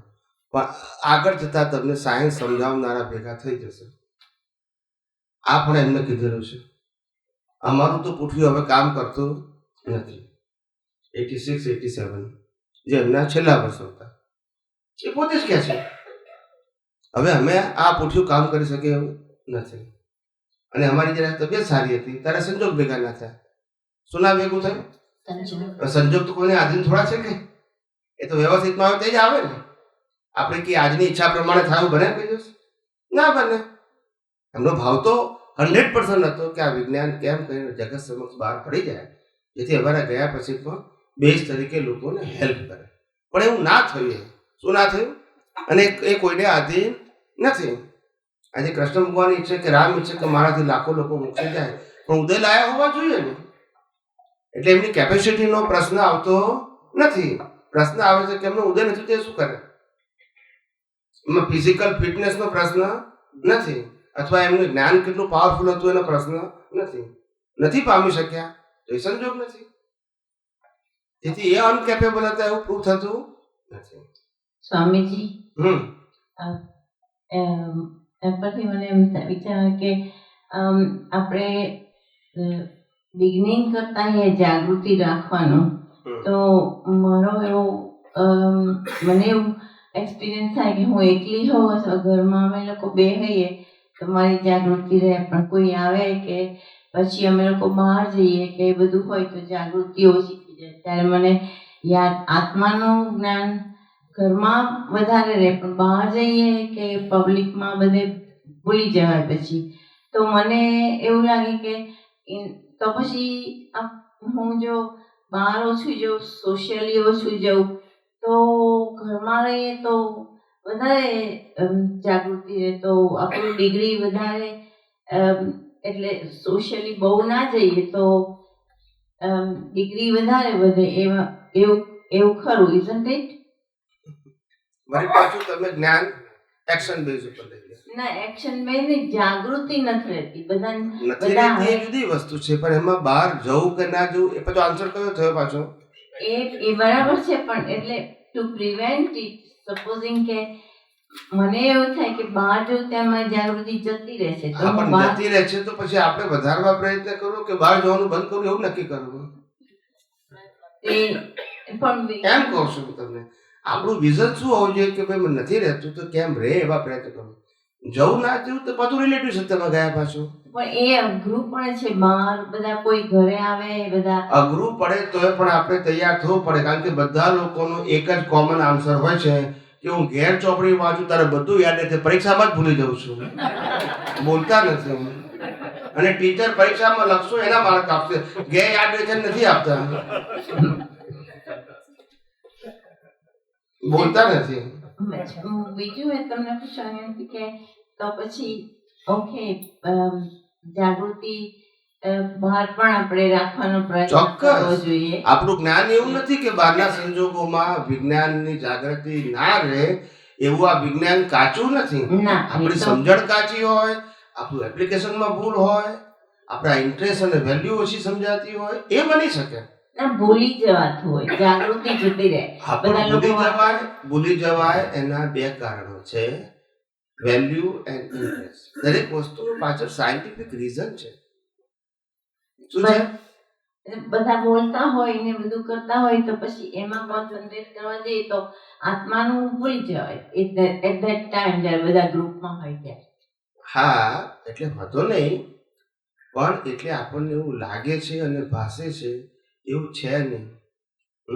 જ્ઞાન ગમે ત્યારે ગમે તેવી અવસ્થામાં, મન વચન કાયની કોઈ પણ અવસ્થામાં, જન્મથી મોત સુધીની બધી જ અવસ્થામાં આપણે જ્ઞાનમાં હાજર રહી શકીએ એવું છે. કારણ કે મન વચન કાયની અવસ્થાથી પોતે સંપૂર્ણ જુદો છે, પોતે જ ચેતન છે અને પોતે જ ઇનફાઇનાઇટ પાવર વાળો છે. એટલે પ્રકૃતિનો એક પણ સંજોગ ટેમ્પરરી વિનાશી છે અને કુદરતી રચનાને આધીન છે. એ મારા પરમેનન્ટ સ્વભાવને, મારા ઇનફાઇનાઇટ પાવરને, મારા ચેતન સ્વભાવને કઈ રીતે હાઇડ કરી શકે? સમજાયું? પણ છતાંય હાઇડ થવાય છે because of my vision is on a interest of relative truth, either this way or that way. તમને હું તમને જવાબ એટલા માટે આપું, તમે રિસર્ચ કરજો તમારામાં, તો તમને જવાબ મળશે કે ના આ જ કારણ છે, ઇન્ટરેસ્ટ અને વેલ્યુ. સ્વામીજી તમે કીધા હતા કે હમણાં કે બધા લોકો, અમુક માણસો તમારું મળ્યા ના હોય, જ્ઞાન ના લીધું હોય, તો પણ એ લોકોને અનુભવ થતો હોય, તો એ લોકો બહુ કોન્શિયસ હશે ને અમારા બધા કરતા. એ લોકો કોન્શિયસ હશે એટલે એ લોકોને વિજ્ઞાનનું વિઝન પકડાઈ ગયું અને એનું એપ્લિકેશન કરવા માંડ્યા વિઝનથી, તો એને અનુભવ થવા માંડ્યો. એમાં હું મળવું એવું જરૂરી નથી. વિજ્ઞાન પોતે જ ક્રિયાકારી છે. સમજાય તો, અને ના સમજાય તો હું મળું અને વિજ્ઞાન આપું, પણ તમને ના સમજાય તોય ક્રિયાકારી નહીં. તો એ લોકોને કેવા અનુભવ છે પ્લીઝ કહેશો? એ બધાને અનુભવ એવા થયા, કેટલાક તો આપણા ગ્રુપમાં આવે છે, આખું છૂટું જ પડી જાય. એને શું પડી જાય? બધી જ અવસ્થાઓમાં પોતાને ખ્યાલ આવે કે આ મનોવચન કયા ક્રિયા કરે છે, હું નથી કરતો, અને આ મનોવચન કયા ક્રિયા કરે છે એ ખ્યાલ આવે કે આ કુદરતી રચના છે. બીજા કોઈ વ્યક્તિ આ મનોવચન કયા સાથે વ્યવહાર કરે તોય ખ્યાલ આવે છે કે એ કરતા નથી અને એ પણ કુદરતી રચના છે. આ પેકેજ છે. આ બધું ધીમે ધીમે એને સમજાય છે, પણ ક્યારે કે એને જે સાંભળ્યું છે એમાં ઇન્ટરેસ્ટ છે, વેલ્યુ છે, એટલે એના વિઝનમાં એને સેટ કર્યું છે. હવે સંજોગ આવે ત્યારે એ વિઝનનો પાછું શું કરે છે? ઉપયોગ કરે છે વિથ ઇન્ટરેસ્ટ, એટલે ઓટોમેટિક એનું રિઝલ્ટ મળે છે. આ સાયન્સ છે. મેં કીધું સાયન્સમાં લેબર સાથે નિસ્બત નથી. તમે લેબરથી કરવા જશો તો નહીં થાય. આ સાયન્સ નહીં સમજાય. જાગૃતિ રાખવી. હા, એટલે મેં જાગૃતિ રાખવા માટેના મેં તમને બધા પોઈન્ટ્સ કીધેલા કે સવારે ઉઠો કે રાત્રે સૂઈ જાઓ ત્યાં સુધી કઈ રીતે તમને જાગૃતિ રહી શકાય, એના પોઈન્ટ્સ આપ્યા હતા. કે ઉઠતાની સાથે આપણને ખ્યાલ આવવો જોઈએ કે આ ફાઇલ નંબર 1 ઉઠે છે અને હું શુદ્ધાત્મા છું. પછી જે ક્રિયા કરીએ એમાં ઝીણી ભાષાને જવા દઈએ તો જાડી ભાષામાં તો ખ્યાલ આવવો જોઈએ કે ભાઈ આ બ્રશ કોણ કરે છે? ફાઇલ નંબર 1 હું શુદ્ધાત્મા છું. નાસ્તો કોણ કરે છે? ફાઇલ નંબર 1 હું શુદ્ધાત્મા છું. જોબ ઉપર કોણ જાય છે? ફાઇલ નંબર 1 હું શુદ્ધાત્મા છું. જોબ ઉપર કામ કોણ કરે છે? ફાઇલ નંબર 1 હું શુદ્ધાત્મા છું. મોટી બાબતમાં તો આટલું છૂટું પાડો એમ કહું છું. એટલું તો બધું ખ્યાલ આવે. તો પછી નોકરી ગયા તો બહાર જ ગયા કહેવાય ને આપણે. પછી એમ કહું છું. લગ્નમાં જાય શુદ્ધાત્મા, લગ્નમાં જાય ફાઇલ નંબર 1 હું શુદ્ધાત્મા, લગ્નમાં વાતો કરે છે ફાઇલ નંબર 1 ને શુદ્ધાત્મા. વાતો શું છે આપણને આવું કરવાનું? આવું વિઝનમાં વાંધો નહીં, તો બધા લોકો બહાર જઈએ ને ત્યારે એમ આપણું કોન્સન્ટ્રેશન ઓછું થઈ જાય, ડિસ્ટ્રેક્શન બહુ થઈ જાય. બધા લોકો હોય, બોલતા હોય, વોટેવર, એમાં આપણે એન્ગ્રોસ થઈ જવાય. ત્યારે આત્માનું તો ફરે વાય જતું રહે બહાર જતા. કુદરતનો કાનૂન એવું કે છે, when you are interest and value, the concentration and attachment is there. That is the law of nature. હવે કોન્સન્ટ્રેશન રાખશું બહાર. કુદરતનો કાનૂન છે. જ્યાં તમારી વેલ્યુ છે, જ્યાં ઇન્ટરેસ્ટ છે, તો ઓટોમેટિક કોન્સન્ટ્રેશન આવી જ જશે. લાવવું નહીં પડે. આ સાયન્ટિફિક વસ્તુ છે. એમાં કોઈ થિયોરિટિકલ વાત નથી કરતો. મને જ્યાં રસ છે તમારું ત્યાં જતું જ રહે. હા, એ તો કારણ કે ઇન્ટરેસ્ટ ઉપર આધાર છે ને. Thank you. એટલે દરેક બાબતમાં જો સાયન્સ સમજશો તો બધા જ સોલ્યુશન તમારી પાસે છે. હું આપું છું એ નહીં, સાયન્સ જ છે. હું આપું છું સાયન્સ જ છે. મારું પોતાનું જ્ઞાન નથી, મારો અનુભવ છે. પણ હું આપું છું શું તમને? સાયન્સ. ને સાયન્સ કયું છે? Universal truth. એનો હું ક્રિએટર કે ઓનર નથી, ને રામકૃષ્ણ મહાવીર નથી આ કુદરતી કાનૂનના રચયિતા. સમજાય છે? એટલે કોઈ વ્યક્તિ એમ કે મારું વિજ્ઞાન છે તો પછી એ સનાતન સત્ય ના હોય, એ વ્યૂ પોઈન્ટ હોય. શું છે? સમજાય છે? યસ સ્વામી, તમે કહ્યું કે અમુક એવા છે કે જે તમને મળ્યા નથી અને સાંભળવાથી અનુભવ થઈ ગયો.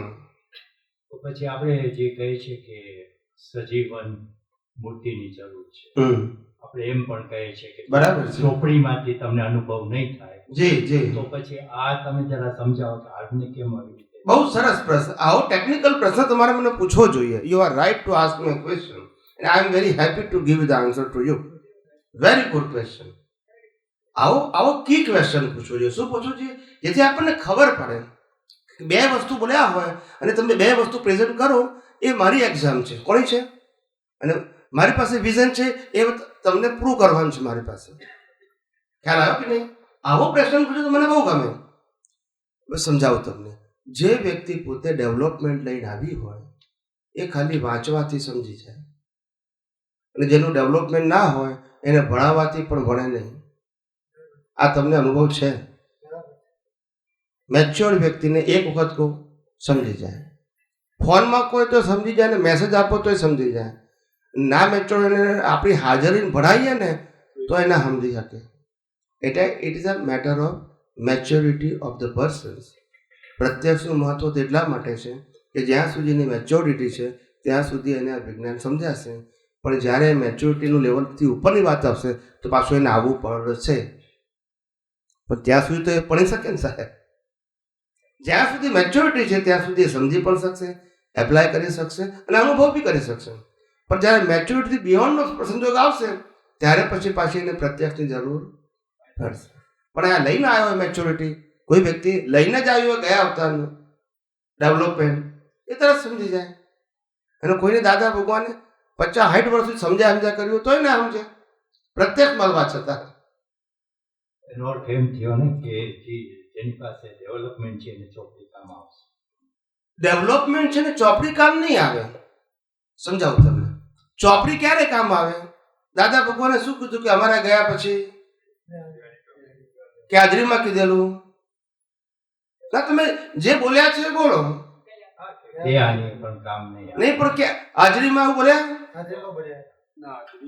એમને એવું કીધું કે અમે હાજર છીએ, બેની ફળ નહીં આપે એવું બોલ્યા છે? તો સેમ પ્રિન્સિપલ છે ને. હું કહું છું કે આ પ્રત્યક્ષ ત્યાં સુધી લઈને ઓડિયો વિડીયો છે તો કામ લાગશે તમને ચોપડી. અમારા ગયા પછી આ પરોક્ષ જ થઈ જવાનું છે. પછી તમને વાંચવા માટે હેલ્પ થશે, પણ પરમેનન્ટ સોલ્યુશન માટે પ્રત્યક્ષ જોઈશે. વાંચવા માટે ખ્યાલ આવ્યો ને, કામ લાગે, પણ ખોળવાના શું પછી પાછા?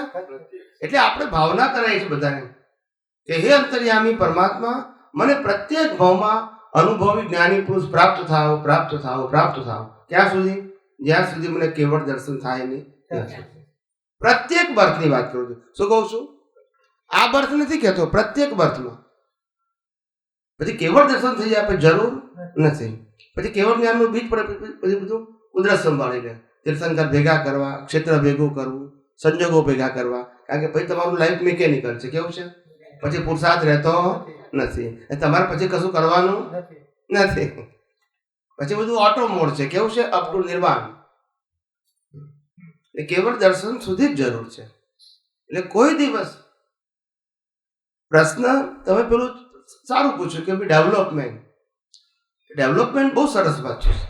ડેવલપમેન્ટમાં બે વસ્તુ છે. ડેવલપમેન્ટ લઈને આવ્યા હોય તો તમને જલ્દી સમજી જાય, અને ડેવલપમેન્ટ ના હોય તો અનુભવી પુરુષ બે કામ કરે.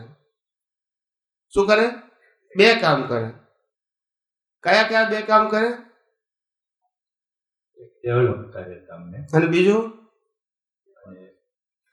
અનુભવ કરો. નિમિત્ત અને ઉપાદાન. શાસ્ત્રીય પરિભાષાનો શબ્દ છે. ઉપાદાને જાગૃત કરે અને નૈમિત્તિક જ્ઞાને આપે. ઉપાદાને જાગૃત કરે અને નૈમિત્ત. ઉપાદાન એટલે ડેવલપમેન્ટ, ને નિમિત્ત એટલે તમને જ્ઞાન આપે છે તે. એટલે ઉપાદાને જાગૃત કરે. કવિરાજના પદો પણ છે, નિમિત્ત, ઉપાદાન, સંયોગી સાર. એટલે બે કામ કરે પ્રત્યક્ષ હોય તો. ઉપાદાન બી તૈયાર કરે તમારું, અને નિમિત્ત તરીકે કામ કરે. બે કામ કરે પ્રત્યક્ષ હોય ત્યાં સુધી. પણ હવે આપણને શું લાગે કે ભાઈ આ ભાઈ તૈયાર થઈ ગયા 5 વર્ષમાં, મને 15 વર્ષમાં મારો વિકાસ ના થયો, એવી કમ્પેરિઝન ના કરવાની હોય. એના ઘણા બધા કારણ હોય. માણસનું ડેવલપમેન્ટ ઓછું હોય એ તો એક કારણ હોય, અને ડેવલપમેન્ટ વધારવા માટે જ્ઞાની પુરુષનો એફર્ટ એ બીજી વસ્તુ હોય. પણ તમારો ઇન્ટરેસ્ટ અને તમારી વેલ્યુ એ તો તમારું ઇન્ડિવિજ્યુઅલ છે. કેવું છે? સમજાય છે? એટલે જ્ઞાની પુરુષ પ્રત્યેક સમજાવનારા હોય, એ પ્રયત્ન પણ કરતા હોય, પણ તમને ઇન્ટરેસ્ટ વેલ્યુ ના હોય તો એ ઉપાદાન તરીકે કામ ના કરી શકે. પણ તમને ઓફકોર્સ તમારું ડેવલપમેન્ટ ના હોય પણ તમને ઇન્ટરેસ્ટ અને વેલ્યુ હોય તો ઉપાદાનને નિમિત્ત બે રીતે કામ કરે. શું કરે? એટલે સમજવું પડે આપણે. શું છે એમાં? આપણે કોઈ એવું નથી કહેવા માંગતા કે ભાઈ જ્ઞાની પુરુષને મળી ગયો એટલે એનો બેડો પાર થઈ જ ગયો, એવું ક્યારેય માનવું નહીં. કારણ કે આપણે બધા તીર્થંકરોની સભામાં બેસીને અહીંયા આવ્યા છીએ એટલે આપણને ખબર છે. સમજાય છે ને?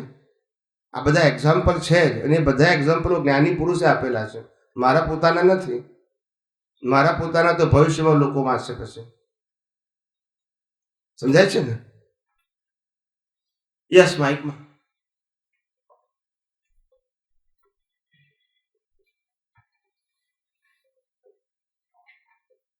પાછળથી માઇક આપજો. સ્વામીજી, યા બોલો બોલો. તો એ વ્યવસ્થિતમાં આવ્યું કહેવાય ને, જો આપણને ના થતું હોય, ઘણા લોકોને બહુ બધું પ્રયત્ન કરતા હોય છતાં પણ ઉતરતું ના હોય, તો એ વ્યવસ્થિતમાં લઈને ના આવ્યા હોય તો જે વ્યવસ્થિતમાં ગણાય ખરું ને? વ્યવસ્થિતમાં લઈને ના આવ્યા હોય એ લઈને આવેલાની વાત છે, પણ વ્યવસ્થિતમાં વિકાસ કરવો કે ના કરવો એ લઈને ના આવ્યા હોય.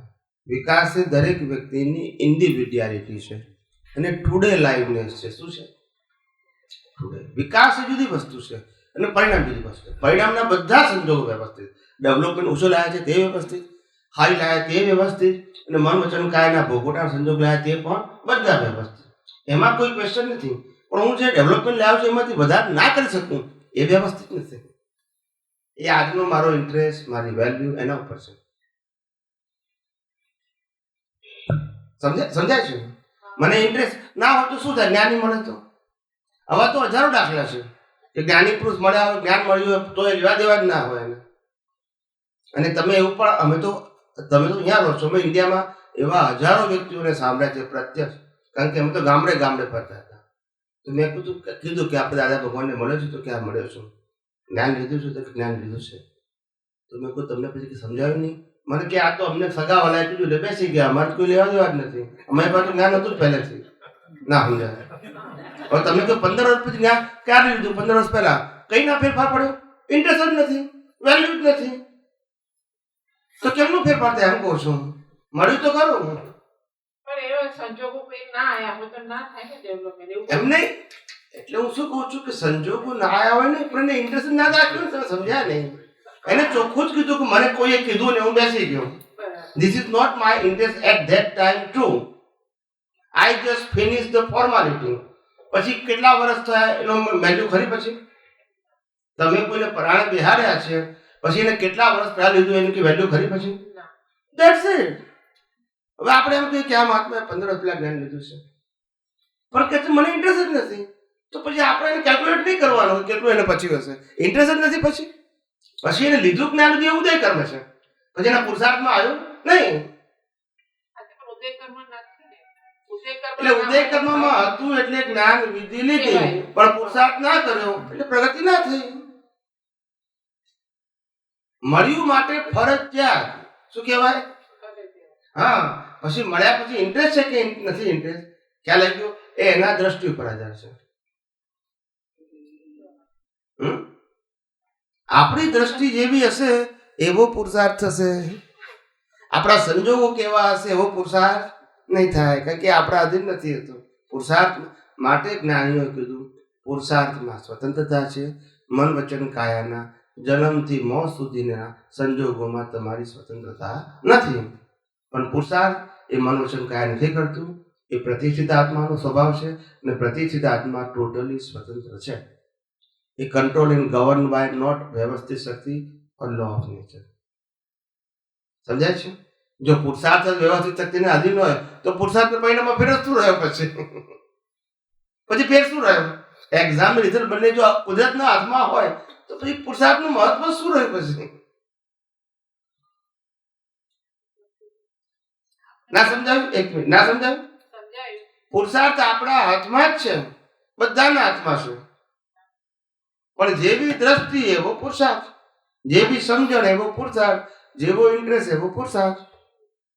પછી આમાં પુરુષાર્થમાં આપણે શું કરવાનું હતું? પછી જ્ઞાન મળ્યું અને તમે પુરુષાર્થ પહેલા આપણે વાત એવી છે કે પુરુષાર્થની જે છે એ સનાતન સત્ય છે, સનાતન સત્યમાં આપણે જો, અને હવે વાત આવે છે પુરુષાર્થની, તો એમાં આ જગતનું સનાતન સત્ય દ્રષ્ટિથી સમજી, દ્રષ્ટિમાં ફીટ કરી પ્રત્યેક સંજોગોમાં ઉપયોગ કરવો દ્રષ્ટિથી, એનું નામ આધ્યાત્મ માર્ગનો પુરુષાર્થ.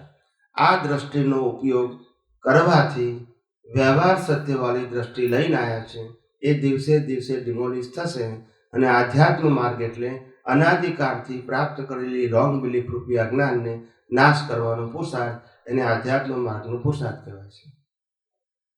એમાં મનોચન કાયન કે કોઈ ડેફિનેશનમાં આવતી નથી, વ્યાખ્યામાં જ નથી આવતી.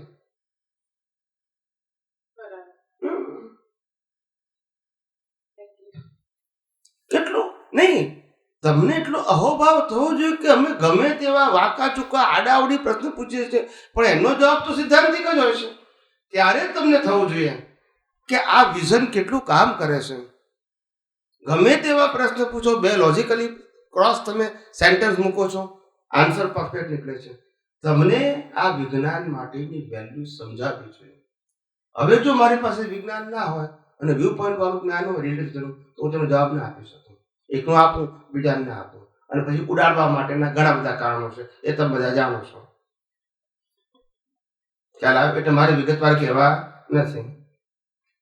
ખ્યાલ આવે? હું જવાબ ના આપી શકતો, ના કહેવા માટેના ઘણા બધા પોઝિટિવ મેથડો છે બધી, પણ એનો મિનિંગ નથી. એટલે આપણને ખ્યાલ આવી જાય કે નથી એમની પાસે આન્સર. મેં એમને એવું કીધું કે એમને ક્રોસ ક્વેશ્ચન પૂછ્યું કે તમે કીધું કે પ્રત્યક્ષ અનુભવી, અને બીજી બાજુ એમ કીધું કે વગર મળે પણ થયું, તો આમ તો ક્રોસ કહેવાય કે ના કહેવાય? પણ આન્સર આપ્યો કે નહીં? ઉડાડી દીધો એમને. તમને સમાધાન થયું કે નહીં સાહેબ? હા, બસ. એટલે આજે આની પર સમાધાન થયું છે અને લોજિકલ આપણું બુદ્ધિ એક્સેપ્ટ કરે હોવું જોઈએ. બોલો. એટલે દાદાવાણી વાંચવાથી વારંવાર એક બે વાર વાંચવાથી આપણને થોડો ખ્યાલ તો એમાંથી આવે છે, પણ વાંચવાથી તો શાંતિ અને ઠંડક તો રહે છે. ભગવાનનું ના ગમે, આમ ઘણી વખત ઊભું થવાનું ના ગમે.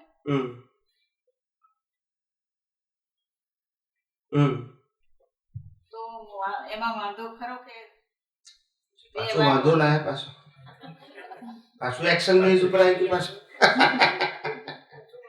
તમે ગમે તે વાંચો તો વાંધો નથી, ગીતા વાંચો તો વાંધો નથી, આપતવાણી વાંચો તો વાંધો નથી, આગમ વાંચો તો વાંધો નથી, મહાભારત વાંચો તો વાંધો નથી, અને રસોઈ કેમ બનાવી એ વાંચો તો વાંધો નથી. પ્રશ્ન વાંધાનો છે જ નહીં, પ્રશ્ન વિઝનનો છે. શેનો છે? આ બધું જે કરે છે એ હું કરું છું કે ફાઇલ મેમ્બર એ કરે છે, એ જાણવાની જરૂર છે. અને જે વાંચવાથી મને સાયન્ટિફિક વિઝન મળે છે કે કર્તા પદનું વિઝન મળે છે એ જોઈ લેવાનું. જો કર્તા પદનું મળતું હોય તો રિલેટિવ સત્ય છે, અકર્તા મળતું હોય તો સનાતન સત્ય છે. આટલું તો આપણને ખબર પડે કે ના પડે? બસ આ દ્રષ્ટિનો પ્રશ્ન છે. એમાં કરવા ના કરવું આવ્યું કે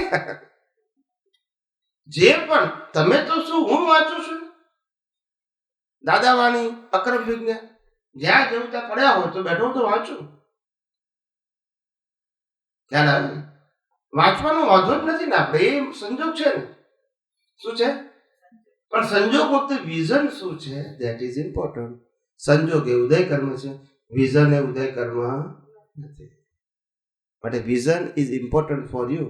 વાંચવા બેસે ત્યારે જુદાપણાની જાગૃતિ રાખીને જુદાપણાની જાગૃતિ રાખવાની નંબર 1, અને નંબર 2 કે આ વાંચતી વખતે આપણી દ્રષ્ટિ આમાંથી સનાતન સત્ય ખોલવું છે કે વ્યવહાર સત્ય ખોલવું છે. જે વાતો ડુઅરશીપના બેઝ ઉપર હોય એ મારે કામની નથી અને ખોટી નથી, ને જે વાતમાં નોન ડુઅરશીપ હોય પણ જ્યાં સનાતન સત્યનો બેઝ હોય એ મારે કામની છે. આટલું લાઇન ઓફ ડિમાર્કેશન દ્રષ્ટિમાં વાંચતી વખતે રાખવું. કોઈ પણ પુસ્તક વાંચતા હોય, ગમે એવું નહીં કે આ કે પેલું, ગમે તે વાંચતા હોય, ગીતા વાંચતા હોય તો આ દ્રષ્ટિ રાખી શકાય, જરૂરી નથી. સમજાય છે? જ્ઞાન દ્રષ્ટિના આધારે જ્ઞાન છે, પુસ્તકના આધારે જ્ઞાન નથી. એટલે જ્ઞાનીઓ કીધું કે શબ્દ જ્ઞાનથી નિવેડો નથી, અનુભવ જ્ઞાનથી નિવેડો છે. આ દાદા ભગવાનનું આપ્ત સૂત્ર છે. શું કીધું? શબ્દ જ્ઞાનથી અનુભવ જ્ઞાન. અનુભવ એટલે દ્રષ્ટિ, અનુભવ એટલે શબ્દ નહીં, વિઝન. યસ સ્વામીજી, ત્રણ લેવલ પર હું આ વાત કરવા માંગુ છું. દાદા ભગવાનને અમે તો મળ્યા નથી. બિલકુલ. હવે દાદા ભગવાને કહ્યું કે એક વાળ એક જ મારાથી બહાર પડ્યું છે, એનાથી બીજું કંઈ આગળ કહી શકાયું નથી. કઈ શકાયું નથી. એમની પાસે હતું નહીં એવું નહીં. અમે બધા સાથે હતા અને એમની પાસેથી જે કંઈ મળ્યું એ બધું એમના વાળમાંથી જેટલું આપ્યું એ જ અત્યારે તમે રજૂ કરો છો કે એનાથી ફર્ધર ડેવલપમેન્ટ તમે લઈને આવ્યા છો ને એને લીધે કરો છો. બહુ સરસ. આપને કોઈ બીજા કોઈ એવા જ્ઞાની મળ્યા ખરા કે નથી મળ્યા? અને ત્રીજો પોઈન્ટ એ કેવો હતો કે ભલે વાંચવાથી ઘણો ફેર પડી જાય અને પરસ્પર ડાયરેક્ટ જે જ્ઞાન મળે એમાં અનુભવ જાણવા મળે. તો અત્યારે આ જે નવી ટેકનોલોજી આપણે કહીએ છીએ ને, વિડીયો ને આ તે ઘણો ફેર પડી જાય છે. વાંચવા કરતાં જ્યારે વિડીયો જોવા બેસીએ છીએ તો ઘણું બધું વધારે સમજ પડે છે અને આનંદ પણ આવે છે. તો જરા આ બધો ફોડ ભેગો કરીને એક સરખો દેખાવ. શ્યોર. Good question. પહેલી વસ્તુ એ કે અમે અમારા જીવનની અંદર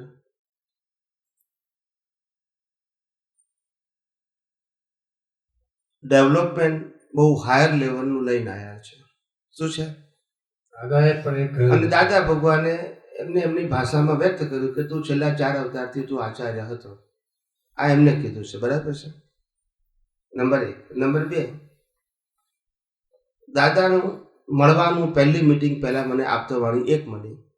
અને આપતાવાણી 1 જ્યારે મળી ત્યારે કોઈને પણ પૂછી જોજો આપણા સંઘમાં જે સિનિયર મહાત્માઓ છે એને બધા જ કહે છે કે આપતાવાણી એટલે બેઝિક કહેવાય. શું કહેવાય? ફંડામેન્ટલ. બાકી બધા સામાન્ય રીતે સામાજિક પ્રશ્નો વધારે છે એની અંદર, બાકીના બધા આપતાવાણીમાં. પણ 1 માં ક્વેશ્ચન આન્સર નથી, માત્ર બેઝિક છે. એ બેઝિક આપતાવાણી મેં દાદા ભગવાનને મળ્યા પહેલાં વાંચી નાખી. 16 વર્ષની ઉંમરે. કેટલા વર્ષે? તે વખતે મને ખ્યાલ આવી ગયો કે આ આપતાવાણી જે 1 છે એમાં જે લખેલું છે એમાં મારા માટે કશું નવું નથી. પણ મને 2 શબ્દો ખાલી એમાંથી મળ્યા કે એક તો વિજ્ઞાન અને બીજું વ્યવસ્થિત શક્તિ. આ 2 શબ્દો મને મળ્યા એમાંથી. એટલે ત્યારે પણ આ મારી મળ્યા પહેલા પણ મારું પાસે આ વિઝન હતું એમ કહેવા માંગુ છું તમને. નંબર 1. હા, એ લઈને આવતી જ એટલે. અને દાદા પાસે જ્યારે મેં નેક્સ્ટ યરમાં જ્ઞાન લીધું ત્યારે દાદા ભગવાનના શબ્દો છે કે અમે જે જ્ઞાન આપીએ છીએ એ જ્ઞાન તો ગળથુથીમાં લઈને આવે છે, ખાલી અનુભવ બાકી છે. આ દાદા ભગવાનના શબ્દો 17 વર્ષની ઉંમરે કે જે દિવસે મેં જ્ઞાન વિધિ કરી. આ અમારા માટે જે કીધું છે હું તમને કહું છું. બાકી જ્ઞાની પુરુષ દાદા ભગવાનનું પછી સત્સંગના પરિચયમાં આવ્યા. પછી ત્રીજો શબ્દ મને મળ્યો પ્રતિષ્ઠિત આત્મા. આ 3 શબ્દે મારા જીવનની અંદર જે બેઝ હતો અંદરનો સાયન્ટિફિક એને શું કર્યો? ઉગાડવામાં એક્સપાન્ડ. ઓફકોર્સ. મેં કહું છું ને કે દાદા ભગવાન મારા જીવનમાં ઓપન બન્યા. ઘણા બધા બન્યા, નોટ ઓનલી દાદા ભગવાન, ઘણા બધા મળ્યા. માતા પિતાથી મળીને કેટલા બધા ધર્મગુરુ નાની ઉંમરથી મળેલો છું ને જેને મેં ગુરુ તરીકે માનેલા છે. ખ્યાલ આવે? એ બધાએ પોતપોતાના લેવલ પ્રમાણે મારી અંદર જે કંઈક ક્ષમતા અને શક્તિ હશે એને ઓપન કરવાનું એ લોકોએ કામ કર્યું છે. અને એમાં દાદા ભગવાનનો જે સાયન્સ શબ્દ જે હતો અને બીજો આ વ્યવસ્થિત શબ્દ હતો એ મને આ સાયન્સ ખુલ્લું કરવામાં બહુ હેલ્પ કર્યું. અને પછી આ વિજ્ઞાનને વિજ્ઞાન તરીકે પ્રેક્ટિકલ લાઈફમાં સેટ કરવા માટે પ્રતિષ્ઠિત આત્મા શબ્દ મને બહુ હેલ્પ કર્યો. એટલે મારા મોટા ભાગના શબ્દમાં સત્સંગમાં પ્રતિષ્ઠિત આત્મા શબ્દનો ઉલ્લેખ હશે. આ બધી વસ્તુ મારા વિઝન ઓપન કરવામાં મને હેલ્પફુલ થઈ. અને ત્યાર પછી જ્યારે ઓબ્ઝર્વેશન કર્યું કે જ્ઞાની પુરુષ દાદા ભગવાનનું વિજ્ઞાન અપૂર્ણ છે, તો કે વિજ્ઞાન અપૂર્ણ નથી. શું કીધું? વિજ્ઞાન તો પૂર્ણ છે, પણ વિજ્ઞાન પૂર્ણ રૂપે પ્રેઝન્ટ ના થઈ શક્યું કે જે સામાન્ય વ્યક્તિઓ સમજી શકે. સમજાય છે? એટલે આજે પણ એના પાછા એક્ઝામ્પલ આપું છું. કેમ નથી સમજી શક્યા? એમને પૂર્ણ નથી કીધું એવું નથી, એમને કીધું પણ પૂર્ણ કહેવા માટેનું જે એક્સપ્રેશન કહેવાય જે સામાન્ય વ્યક્તિઓ સમજી શકે એ ના નીકળી શક્યું due to some circumstances, not એમની કેપેસિટી પ્રશ્ન છે. અને એના જીવતા જાગતા ઉદાહરણ કહું. જીવતા જાગતા કે એમના આપતપુત્રો એટલે એમના માટે મેઇન વ્યક્તિ કહેવાય, એમના જ્ઞાનના વાહકો. શું કહેવાય? મહાત્માઓને વાહકો ના કહેવાય. મહાત્માઓને જ્ઞાન મળ્યું, ડાયજેસ્ટ કરવાનું હોય, અનુભવ કરવાનો, આગળ વધવાનું હોય. પણ જ્ઞાનના વાહકો કોણ કહેવાય? દાદા ભગવાનના આપતપુત્રો. તો એ લોકોને તો સમજાવવું જોઈએ કે નહીં? જે વાહકો છે, મીડિયેટર, એ લોકોને ના સમજાવ્યું કે મન વચન કાયા પર છે અને પરાધીન છે. આટલું જો સમજાવ્યું હોય તો મનોવૈજ્ઞાનિક આની એક પણ ક્રિયાને પુરુષાર્થ તરીકે જગત સમક્ષ પ્રેઝન્ટ ના કરે. Am I right or wrong? If they understand the science, I am not talking about the theory. અને આ પ્રૂફ છે, આ પ્રૂફ છે કે નહીં?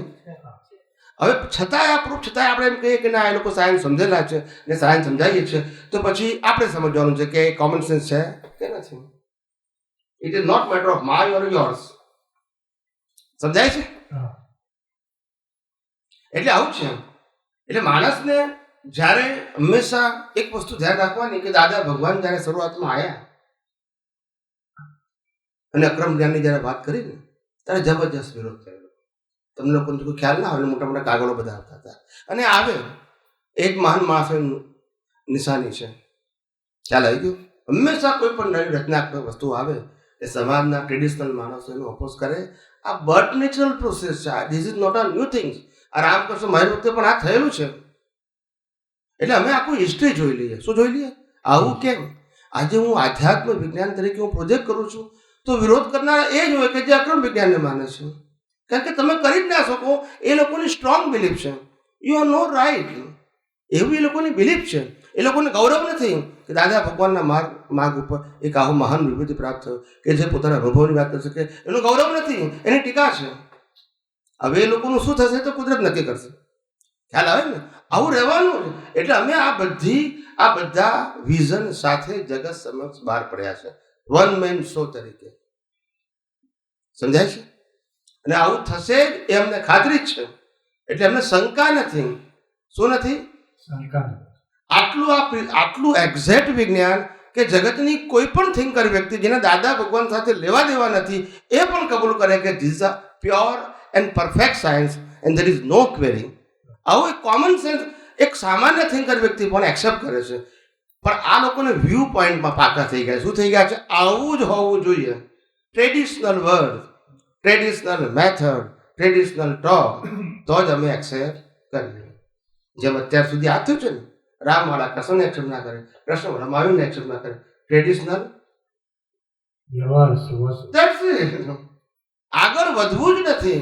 પછી આપણે સારા સારા વાક્યો ગોખી લાવીએ મતલબ કરો. તમારી દાનત જ ખોરી છે. શું છે? વિજ્ઞાન સમજવામાં તમારી દાનત ખોરી છે. વિજ્ઞાનના વ્યક્તિ વિશેષને મહત્વ આપો છો. મેં પહેલા કીધું કે nobody is create the science in this world. પણ તમને આજે શું છે કે સાયન્સ કોણે કીધું છે ધેટ ઇઝ ઇમ્પોર્ટન્ટ. સાયન્સનું ઇમ્પોર્ટન્ટ નથી. ખ્યાલ આવ્યો? અને આ દુનિયાના જેટલા ગ્રેટેસ્ટ સાયન્ટિસ્ટ થઈ ગયા એને શામાં રસ હતો? વ્યક્તિમાં કે સાયન્સમાં? બોલો ને. કે ફલાણા માણસે કીધું માટે આ સાયન્સ છે એવું એ માને છે લોકો સાયન્ટિસ્ટો. તો પછી તમારે સ્પિરિચ્યુઅલ સાયન્ટિસ્ટ હોય તમારું વિઝન શું હોય? વ્યક્તિનું હોય કે સાયન્સનું ઇમ્પોર્ટન્ટ હોય? આપણે કોઈ પણ દિવસ જ્યારે કમ્પેરિઝન કરીએ ત્યારે વ્યક્તિ વચ્ચે લાવીએ છીએ. હું પૂછું તમે સાયન્સ મૂકો ને સામે. શું મૂકો? આ સાયન્સમાં કઈ ક્વેરીઓ તમે સાયન્સ મૂકો. સમજાય છે કે નહીં? પણ તમે વ્યક્તિને મૂકો છો અને મારે વ્યક્તિનું નામ બોલવું પડે છે તમારા પ્રશ્નના આધારે. મારે બોલવાની સહેજ પણ જરૂર નથી કોઈનું પણ નામ. પણ તમે વ્યક્તિગત નામ દઈને પ્રશ્ન પૂછો છો. શું પૂછો છો? એટલે મારે આન્સર તો આપવું પડે કે નહીં? હું જ્યારે સત્સંગ કરતો હોઉં છું ત્યારે કોઈ દિવસ નામ બોલતો નથી. ફક્ત જ્યારે હું કોઈનું વાક્ય બોલતો હોઉં ત્યારે નામ બોલતો કે આમનું વાક્ય છે, કે ભાઈ નરસિંહ મહેતાનું છે, કે કબીરનું છે, કે રામનું વાક્ય છે, કે કૃષ્ણ ભગવાનનું છે, કે શ્રીમદ રાજચંદ્રનું છે. કારણ કે જેનું વાક્ય છે મારું નામ તો બોલવું પડે ને. એટલે બી હું કોઈ દાદા ભગવાનનું વાક્ય છે. પણ મારું પ્રોજેક્શન નામ નથી, મારું પ્રોજેક્શન સાયન્સ છે. પણ જ્યારે તમે પ્રશ્ન પૂછો છો ત્યારે વ્યક્તિના નામ સાથે પૂછો છો. તમે સાયન્સ નથી મૂકતા, હું સાયન્સ કહું છું. બે વસ્તુમાં ફેર પડે છે. દાદા ભગવાનને સુરત સ્ટેશન પર બેસીને જ્ઞાન થયું અને એમને એ બધું સમજી ગયો 1958 પ્રેઝન્ટ કર્યું. કરેક્ટ. હવે એની જગ્યાએ તમને એ રીતનું જ્ઞાન ના થયું પણ ડેવલપમેન્ટ તો લઈને આવ્યા. પછી એ પ્રમાણે એટલું જ્ઞાન હોય પણ ખરું કે એનાથી વધારે પણ હોય છે. એટલે એ પ્રમાણે જેમ તમે દાદા ભગવાન સાથે આપતો પુત્ર હતા એ રીતે તમારે માટે બીજું હવે કોઈ જ્ઞાની આગળ છે કે તમે તમારું પોતાનું એને લીધે ડેવલપમેન્ટ લીધે વધારે આગળ શું નીકળશે અમને ખબર નથી, યા પણ એ જાણવા અમે બહુ ઉત્સુક છીએ. ના ના, એ તો સમય સંજોગો પ્રમાણે નીકળશે. અમને તો પોતાને એક જ વસ્તુનું મહત્વ છે કે આ દેહધારીની અંદર બહુ હાઈ લેવલનું આ કળિયુગનું છેલ્લામાં છેલ્લું જ્ઞાન એની અંદર લઈને આવેલો છે. શું કહું છું? છેલ્લામાં છેલ્લું લઈને આવેલો છે. નીકળે છે ક્યારે એ મારો પ્રશ્ન નથી, એ સંજોગાધીન છે. શું છે? સંજોગો. પણ જે આટલું વિજ્ઞાન નીકળ્યું છે એ વિજ્ઞાન તમે વિચાર તો કરો, આધ્યાત્મ વિજ્ઞાન તરીકે જગત સમક્ષ પ્રેઝન્ટ કરી અને પ્રૂવ કરવું બુદ્ધિશાળી માણસોની સમક્ષ એ નાની સૂની વસ્તુ છે સાહેબ. જરા તમે તમારી પોતાની વાતો જગત સમક્ષ રજૂઆત કરો, તમે ફેલ જશો. વ્યવહાર નહીં કરશો તો ફેલ જશો. લોકો 10 વ્યૂ પોઈન્ટ કહેશે, તમારી પાસે આન્સર નહીં હોય.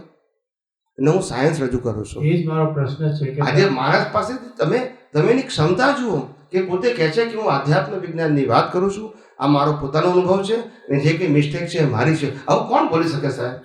કોણ બોલી શકે? સાયન્ટિસ્ટ ના, પણ કોઈ સામાન્ય વ્યક્તિ બોલી શકે? ના બોલે. બાકી મને દાદા ભગવાનની વાત કરું તો ઇટ્સ વેરી સિમ્પલ. ગમે તે ભૂલ તો કોની છે? એમની છે. અને તાલીઓ તમે મને પાડશો, સારું બોલીશ તો. પણ વાત કોની? તાલીઓ પાડો તો એમની છે અને ભૂલ કાઢો તો મારું કશું ને મારી જવાબદારી પણ નથી. અહીંયા જવાબદારી છે. જવાબદારી કોણ લઈ શકે? દાદા ભગવાને કહેલું છે કે અમે જેટલા વાક્ય બોલ્યા છે એના માટે રિસ્પોન્સિબલ છે. એવું કોણ બોલી શકે? કે જેને પોતાના એક એક વાક્ય ઉપર વિશ્વાસ છે કે આ સિદ્ધાંત સિવાય કશું બોલતા નથી. અને ગમે ત્યારે તમે મને કહો છો તમે આવું બોલ્યા હતા એનો મતલબ શું, અમે જવાબ આપીએ છીએ. એવું નથી કે આ ચોપડી લઈને આવો, કીધું જ કોઈ દિવસ. કારણ કે અમારું વિઝન છે. શું છે?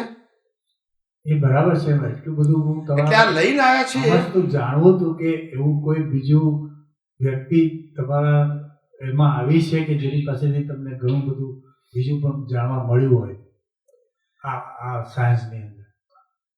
અમારા જીવનની અંદર ઘણી બધી વ્યક્તિઓ સમય સમય અમને મળી છે. જૈનોના મોટા મોટા આચાર્ય પણ મળેલા છે, વેદાંતના મળેલા છે, ગીતાના પણ મળેલા છે. આધ્યાત્મિક જ્ઞાન તો આધ્યાત્મિક, હા બહુ. અને મેં પુસ્તકો મેં પહેલાં કીધું મેં બધા પુસ્તકોનો બેઝિક પુસ્તકોનો સ્ટડી કરેલો છે નાની ઉંમરે, બિલકુલ ટીનેજર્સમાં. એટલે એ તો સવાલ જ નથી. આ બધા બેઝ તો છે જ મારા. પણ મેઇન વસ્તુ એ હતું કે જે અમારું જે સાયન્ટિફિક વિઝન જે લઈને આવેલા એ આ બધા નિયમો તો એ શું કર્યું? ઓપન કર્યું. અને તમને ખ્યાલ ના હોય તો હું તમને કહું, હું જેમ કહું છું ને કે અમારું જ્ઞાન ખોલવામાં નિમિત્ત બન્યા, એમ દાદા ભગવાને પણ આ જ વાત કરી છે. 1958માં અમને જ્ઞાન ખુલ્લું થયું and this is birth natural. It is not પુરુષાર્થ of this birth. Yes or no? Same answer છે અમારો. અમારી મેથડ જુદી છે, એમની મેથડ જુદી છે. અમારી મેથડમાં અમારું અન્ડરસ્ટેન્ડિંગ છે, એમની મેથડમાં એમનું છે. પણ આન્સરનો પ્રિન્સિપલ તો એક જ છે. અમને આ ઉઘાડવાળા સંજોગ મળ્યા, એમને ત્યાં જ મળ્યા. પણ એમને જેવા મળ્યા એવા જ એમને મળવા જવું જરૂરી છે? It's a copy? નો. ઉઘડ્યું દેટ્સ ઇમ્પોર્ટન્ટ છે. કે મને બાકડો મળવો જોઈએ, સ્ટેશન મળવું જરૂરી છે? મને જે મળ્યું તે બાકડો તે સ્ટેશન. ના ના, એના તો વધારે એક અને અમને સાહેબ એટલી બધી ખાતરી છે ને કે અમે કહીએ છીએ સાહેબ જવાબદારીપૂર્વક કે આ વિજ્ઞાન પાછળ, મારા પાછળ નહીં, આ વિજ્ઞાન પાછળ થિંકર પીપલો પાગલ બનશે જ. થિંકર પીપલો કોણ? રિજિડ નહીં, પાગલ બનશે. કારણ કે કેટલા વર્ષોની અંદર, છેલ્લા 2500-2600 વર્ષની અંદર મહાવીરના નિર્વાણ પછી આવું વિજ્ઞાન સિમ્પલ ભાષામાં અને ફૂલ ફોર્મમાં એક્સપ્લેન થવા માટેનો સંજોગ નથી આવ્યો. કોઈ જ્ઞાનીઓ ઘણા થઈ ગયા, સંજોગ જોઈએ ને સાહેબ. સંજોગ નથી. અને અમે નાની ઉંમરમાં આ વિજ્ઞાન ખુલ્લું થયું અમારે, અને કહેવાનો અમને ટાઈમ છે, અમારી પાસે આયુષ્ય લઈને આવ્યા છે, સાંભળનારો વર્ગ છે. એટલે અમને કુદરતે સંજોગ આપ્યા છે કે એક્સપ્લેન કરવાના. શું છે? એક્સપ્લેન. નહીં તો અમારી પાસે હોય તો પણ સંજોગ ના હોય તો અમારામાંથી ના નીકળે. એટલે આ અમારી સ્વતંત્રતા બહાર નીકળે છે, અમારી સ્વતંત્રતા નથી. અંદર છે એ અમારો અનુભવ છે, પણ બહાર નીકળે છે સંજોગાથી. આજે કોઈ ના પૂછે તો કેવી રીતે નીકળે આન્સર? તો મને કહો. બિલકુલ ના. પણ તમને એટલું તો ખ્યાલ આવવો જોઈએ કે ગમે ત્યારે ગમે તેવા પ્રશ્નો પૂછે છે તો ઓન ધ સ્પોટ આન્સર હોય છે. આના ઉપરથી નથી ખ્યાલ આવતો કે the person they've a vision, not knowledge, not memory. આટલું ખ્યાલ નથી આવતો. હાજર જવાબ. એમ કહું છું કે મેં પૂછી તમે પ્રશ્ન પૂછ્યો, હું વિચારીને તમને કહીશ, પછી કહીશ, કાલે કહીશ, વાંચીને કહીશ. આ પ્રશ્ન તો બહુ નવો છે મારા માટે. આવો મેં આન્સર આખી લાઈફમાં આપેલો છે. બિલકુલ તો આમાંથી તમને કઈ સાથ નથી મળતું કે what is the difference between the experience person and non experience person? આટલો પણ ખ્યાલ નથી આવતો એમ કહું છું. ઘણો ખ્યાલ આવે છે, એમ કહું છું. પણ એની સાથે સાથે જે તમે પહેલા વાત કરી એ બે ભેગી મૂકીને પૂછ્યું. હવે આ તો અને જ્યારે તમને તો મહાત્મા તરીકે જુઓ છો, પણ જૈન આચાર્યોએ અને વેદાંતના આચાર્યોએ અને સિક્કો મારેલો છે કે અમારા આગમમાં અને વેદાંતમાં નથી. એ વાત તમે કરો છો, પણ અમારું હાર્ટ એક્સેપ્ટ કરે છે because of science, not because of me. સાયન્સમાં તમે એક્સેપ્ટ ના કરો તો પણ લોજિકલ આન્સર છે, બીજો કોઈ રિજેક્ટ કરવાનું નથી. So you have to accept it. ચાલો, અમને આ પ્રશ્ન પૂછવા પછી આ સાંભળીને થોડું અહોહો થાય છે કે અમને આવા અદ્ભુત થશે. તમે જોજો કરો, અદ્ભુત થવાનું છે. આ અમારી આ ભાષા છે એવું ના માનશો. આ અમારો કોન્ફિડન્સ છે. અને એટલું ધ્યાન રાખજો કે બેઝ વગર કોન્ફિડન્સ ના હોય. ના, વિકલ્પી જગત છે. કેવું છે? વિવિધતા વાળું જગત છે. અને આ જગતની અંદર વિવિધતા અને વિકલ્પોની સાથે ના ગમતું હોય તો વિરોધ કરવાની પણ શક્તિ આ જગતમાં છે. અને એ જ આ જગતની મોટામાં મોટી ફાયદો અને નુકસાન બંને છે એની અંદર. જો તમારી પાસે વિરોધ કરવા માટે સાઉન્ડનેસ નથી તો તમારું પતન છે. અને જો તમારો વિરોધ કરવામાં સાઉન્ડનેસ છે, સાચું જાણવા માટે કરો છો, તો તમારો વિકાસ છે. Depend on your intention. સમજાય છે? તમે વિરોધ કરી શકો છો શેના માટે? સાચું ગણવા માટે. વિરોધ કરો છો શેના માટે? ખાલી ટીકા માટે. તો તમારી અધોગતિ છે. કવિરાજે લખ્યું ને, તીર્થંકરી તિજોરી માએ સત્ય પર કરતા કુતર. શું કહે છે? તીર્થંકરની તિજોરીમાંથી જે વાત નીકળે છે એના સત્ય ઉપર શું કરે છે લોકો? કરતા કુતર. કુતર એટલે શંકા કરે છે. સમજાય છે એવું? તીર્થંકરના દિલમાંથી નીકળી નથી જે વાણી. ખ્યાલ આવે?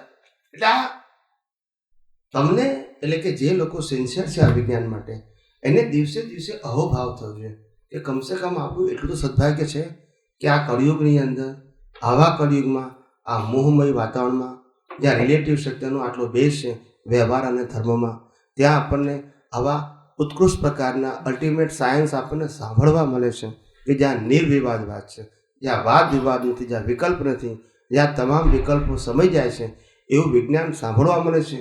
એ જ આપણા બધાનું સદભાગ્ય છે. સમજાય છે? એ તો બધે ઠેકાણે વાદ વિવાદ હોય જ. વ્યવહારના પ્રશ્નો હોય એમાંય વાદ વિવાદ હોય જ નહીં ને સોલ્યુશન. કારણ કે વ્યૂ પોઈન્ટ કહે છે. શું કહે છે? હું વ્યૂ પોઈન્ટ નથી કહેતો. મેં ક્યારે નથી કીધું કે હું વ્યૂ પોઈન્ટ તમને કહું છું. હું કહું છું this the spiritual science and law of nature. This is not my viewpoint. બાકી મોટા ભાગના લોકોને આન્સર આપવું પડે, કેવું પડે કે આ વ્યૂ પોઈન્ટ છે. શું છે? બીજો વ્યૂ પણ હોઈ શકે એવું કહેવું પડે એને. કારણ કે એને ખબર છે કે હું વ્યૂ પોઈન્ટ જ કહું છું. હું અલ્ટિમેટ ટ્રુથ કહેતો નથી. હું કહું છું કે આ અલ્ટિમેટ ટ્રુથ છે. આનાથી આગળ કશું છે નહીં. હવે ખાલી તમારે રિયલાઇઝ કરવાનું છે. શું કરવાનું છે? એની વાણીમાંથી તમને ખબર પડી જાય. સ્વામીજી, દાદાવાણી ને અક્રમ વિજ્ઞાન છે એવી રીતે આમાં કઈ છે કોઈ એવું મંથલી? કોઈ મને પૂછતું હતું જે રીતે દાદાવાણી બહાર કાઢે છે, અક્રમ વિજ્ઞાન એવી રીતે આમાં તમારે કઈ? એ તો હવે કોઈ બહાર પાડે તો છે. અમે તો કશું કોઈ પ્લાનિંગ કર્યું નથી. નો પ્લાનિંગ એટ ઓલ. અમે તો આ અમારી વાણીથી જે નીકળે છે ને બધા સત્સંગો, બધા વિડીયો ઓડિયો બધા આવે છે, but that is the only helpful for the people. Okay, હાલ પૂરતું કોઈ પુસ્તક છાપવું, આવું મેગેઝિન મંથલી બહાર પાડવું, એવા કોઈ પ્રોજેક્ટના અમને વિચારો સુદ્ધા પણ નથી. શું નથી? વિચારો સુદ્ધા નથી. કોઈ વ્યક્તિને આવું મિશન લેવું હોય તો મારા બ્લેસિંગ છે, પણ મને હું કોઈને સજેશન નથી કરતો તમે આવું કરો. ખ્યાલ આવે ને? એ એનો સબ્જેક્ટ છે. ખ્યાલ આવે ને? કોઈને આવું કરવું હોય તો કરી શકે છે. અમારા આપતા સૂત્રો લખનારા કેટલા બધા છે? 15-20 જણા છે દેશમાં ને વિદેશમાં, જેને 200 નહીં પણ 2000, 3000, 3500, 4000 આપતા સૂત્રો તૈયાર કર્યા છે. પણ અમે કીધું કે હાલ કે છપાવવાનું અમને યોગ્ય લાગતું નથી. આ વિજ્ઞાન સમજત બહુ થઈ ગયું. સમજાય છે ને?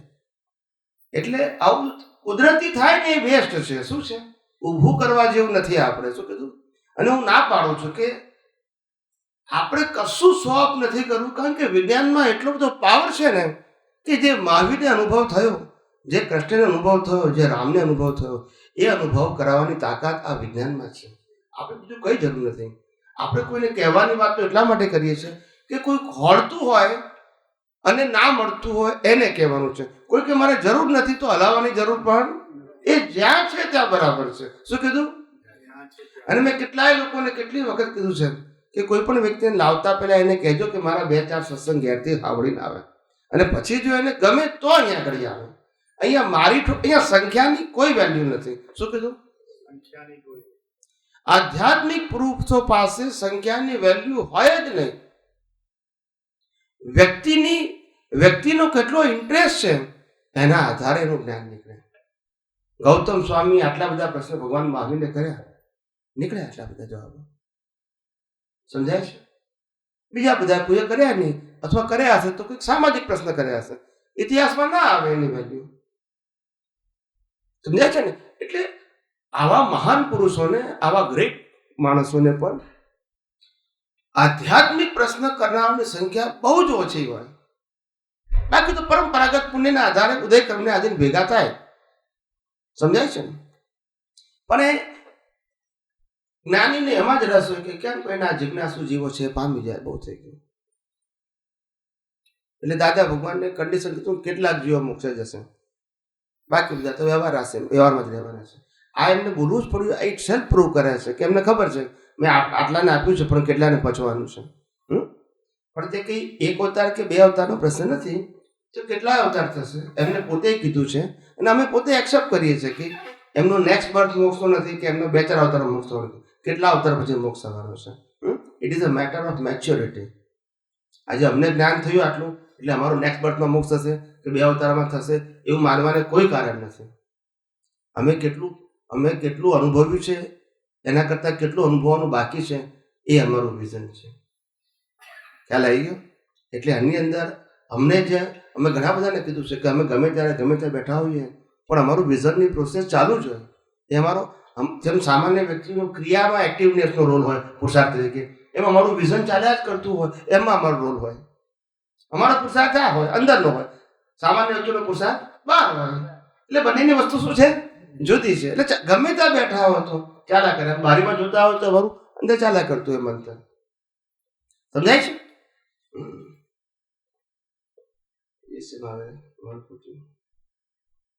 એ તો વાત કરી જામનગરના મહાત્મા. જામનગરના એક મહાત્મા હતા, એમને લગભગ 2 વર્ષ પહેલા 2017માં અમે એના ઘેર ગયેલા સત્સંગ માટે. અને ત્યારે એ દાદા ભગવાનના સત્સંગમાં ત્યાં કેલિફોર્નિયામાં હતા, પ્રેઝન્ટ ફિઝિકલી. અને એને અમને આ વાત કરી હતી. ત્યાર પછી અમેરિકામાં મહાત્મા સાથે ટેલિફોન કરી. એને લખ્યું કે દાદાએ કીધું કે 87 એટલે લાસ્ટ યર ઓફ દાદા ભગવાન અને લાસ્ટ ટ્રીપ ઓફ દાદા ભગવાન ઇન USA. એમાં એ બોલેલા કે આ અમારું પૂઠ્યું તો હવે કામ કરતું નથી, કારણ કે અમારી હેલ્થ સારી નથી. બોલાતું પણ નહોતું એમને. પણ કે છે કે અમદાવાદમાં વાણિયાનો દીકરો છે, તેને અમારા વિજ્ઞાન વિશે બધી વાતો કરજો, એ ઝીણા પ્રશ્નોના જવાબ આપશે. પણ તે વખતે નામ બોલ્યા નતા, વાણિયાનો દીકરો બોલ્યા હતા, આટલું બોલેલા છે. એ ભાઈએ રિપીટ કર્યું છે. અને તે વખતે પણ કોઈને ખબર નથી પડી કે દાદા કોના માટે આ શબ્દ વાપર્યો છે એવું ખબર નથી, કારણ કે પરિચય જ નહોતો ને કોઈને. શું નહોતો? અમેરિકાના મહાત્માઓનો અમને પરિચય નહોતો, અમને એ લોકોનો પરિચય નહોતો. ખાલી આવે ત્યારે જય સચ્ચિદાનંદ કે બીજો કોઈ નો પર્સનલ ડીલિંગ કોઈની સાથે નથી. પર્સનલ ડીલિંગ તો 94 થી શરૂ થયું, 92 થી શરૂ થઈ મંદિરની પ્રતિષ્ઠા હતી. અને 94માં જવાનો સંજોગ આવ્યો. પણ એ પહેલા અમારે કોઈ પરિચય દાદા ભગવાન વખતે તો કોઈ એનઆરઆઈ સાથે અમારે કોઈ પરિચય નહીં, નો પર્સનલ ડીલ કોઈની સાથે નહીં. એટલે આ તો બધું, આ બધી તો વસ્તુ બધી હોય, પણ અમને કીધું ને કે આ તો વ્યવહારના પુરાવા છે, આ તો કોઈને દાદા ભગવાને શું કીધું એવું જાણવું હોય તેના માટે. પણ અમને તો આ વિજ્ઞાન ઉપર જબરજસ્ત વિશ્વાસ છે. અમારે બીજા કોઈ પુરાવાની જરૂર નથી. જ્ઞાનીઓને પુરાવાની જરૂર ના હોય, અને જેને પુરાવાની જરૂર છે જ્ઞાનીઓ ના હોય. જ્ઞાનીઓની જે ચારિત્ર છે, જ્ઞાન ચારિત્ર, અનુભવ દશા, એ જ એમનો પુરાવો હોય. બીજો કોઈ પુરાવો ના હોય. બોલો, કોઈને કંઈ પૂછવું છે? આજે તો ઝડપથી ટાઈમ પસાર થઈ ગયો. બધા એકદમ શાંત થઈ ગયા, ઠરી ગયા એકદમ. મારી કઈ કડક વાળી નીકળી એવું થઈ ગયું? કોઈને વાગે એવી નીકળી છે? ના, એવું હોય તો કહેજો ભાઈ, તો હું સોલ્વ કરી આપું. ના, તમને બધાને દિવસે દિવસે આ વિજ્ઞાન ઉપર એકદમ સુરાતન ચડવું જોઈએ કે મને પણ આવું કેમ ના અનુભવ ન આવે. આપણે કોપી નથી કરવી, આપણે જાતે અનુભવવું છે. શું કરવું છે? હા, ના કેમ આવે? જો સનાતન સત્ય છે એવું મને સમજાય છે, મને અનુભવમાં કેમ ના આવે? કોઈ પણ સંજોગોમાં પ્રકૃતિ અને વિઝન બંને જુદા છે, તો અનુભવમાં ના કેમ આવે એવું આપણને થવું જોઈએ. નથી આવતું એવું ના થવું જોઈએ. ના કેમ થાય થવું જોઈએ, નેગેટિવ નહીં. સમજાય છે ને? એવો અંદરથી કોન્ફિડન્સ આપણને આવવો જોઈએ. અને આ દુનિયામાં કશું અશક્ય નથી. શું કીધું?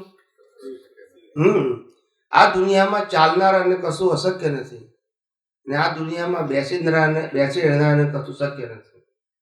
જે બેહી દે છે ને વિચાર કર્યા કરે છે એના માટે કશું શક્ય, જે ચાલે છે એના માટે શક્ય છે કે આજ નહીં તો કાલે મંજિલ આવશે. પણ જે બેઠા બેઠા તુક્કા લગાવે છે શું કરે? એ મંજિલ આવે. ઘરમાં બેઠો હોય ને પછી દુનિયાનું મેપ જોયા કરે. અહીંયા અમેરિકા આવ્યું, અહીંયા લંડન આવ્યું, અહીંયા ઓસ્ટ્રેલિયા આવ્યું. એટલે પણ તું ચાલીસ તો જઈશ ને, કઈ મેપ ઉપર ફરવાનું છે.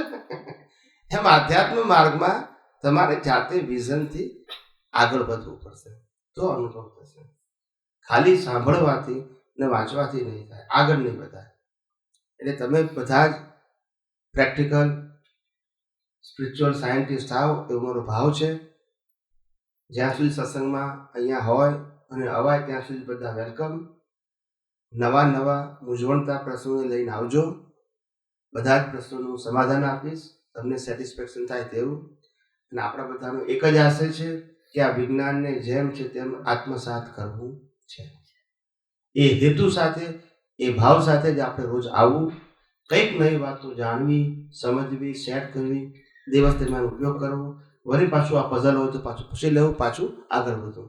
જ્યાં સુધી પ્રત્યક્ષ છે ત્યાં સુધી આ પ્રક્રિયા કરવી. પરોક્ષ હોય ત્યારે પછી તો આપણે જે પરોક્ષ સત્સંગ છે એનો લાભ લેવો. આપણે પ્રાર્થના બોલાવીએ. હે અંતર્યામી પરમાત્મા, આપ દરેક જીવ માત્રમાં બિરાજમાન છો, તેમજ મારામાં પણ બિરાજેલા છો. આપનું સ્વરૂપ તે જ મારું સ્વરૂપ છે. મારું સ્વરૂપ શુદ્ધ આત્મા છે. હે શુદ્ધાત્મા ભગવાન, હું આપને અભેદ ભાવે અત્યંત ભક્તિપૂર્વક નમસ્કાર કરું છું. અજ્ઞાનતાએ કરીને, અજાગૃતિએ કરીને મારાથી જે કંઈ પણ દોષો થયા છે અને થાય છે તે સર્વ દોષોને આપની સમક્ષ જાહેર કરું છું. તેનો હૃદયપૂર્વક ખૂબ પસ્તાવો કરું છું અને આપની પાસે ક્ષમા પ્રાર્થું છું. હે પ્રભુ, મને ક્ષમા કરો, ક્ષમા કરો, ક્ષમા કરો. અને ફરીથી આવા દોષો ક્યારે પણ ન કરું એવી આપ મને શક્તિ આપો. હે શુદ્ધાત્મા ભગવાન, આપ એવી કૃપા કરો કે અમને ભેદભાવ છૂટી જાય અમને ભેદભાવ છૂટી જાય અને અભેદ સ્વરૂપ પ્રાપ્ત થાય. અને અભેદ પ્રાપ્ત થાય. અમે તમારામાં અમે તમારામાં અભેદ સ્વરૂપે અભેદ સ્વરૂપે તન્મયાકાર રહીએ. તન્મયાકાર રહીએ. જય સચ્ચિદાનંદ, જય સચ્ચિદાનંદ, સચ્ચિદાનંદ જય સચ્ચિદાનંદ. સચ્ચિદાનંદ.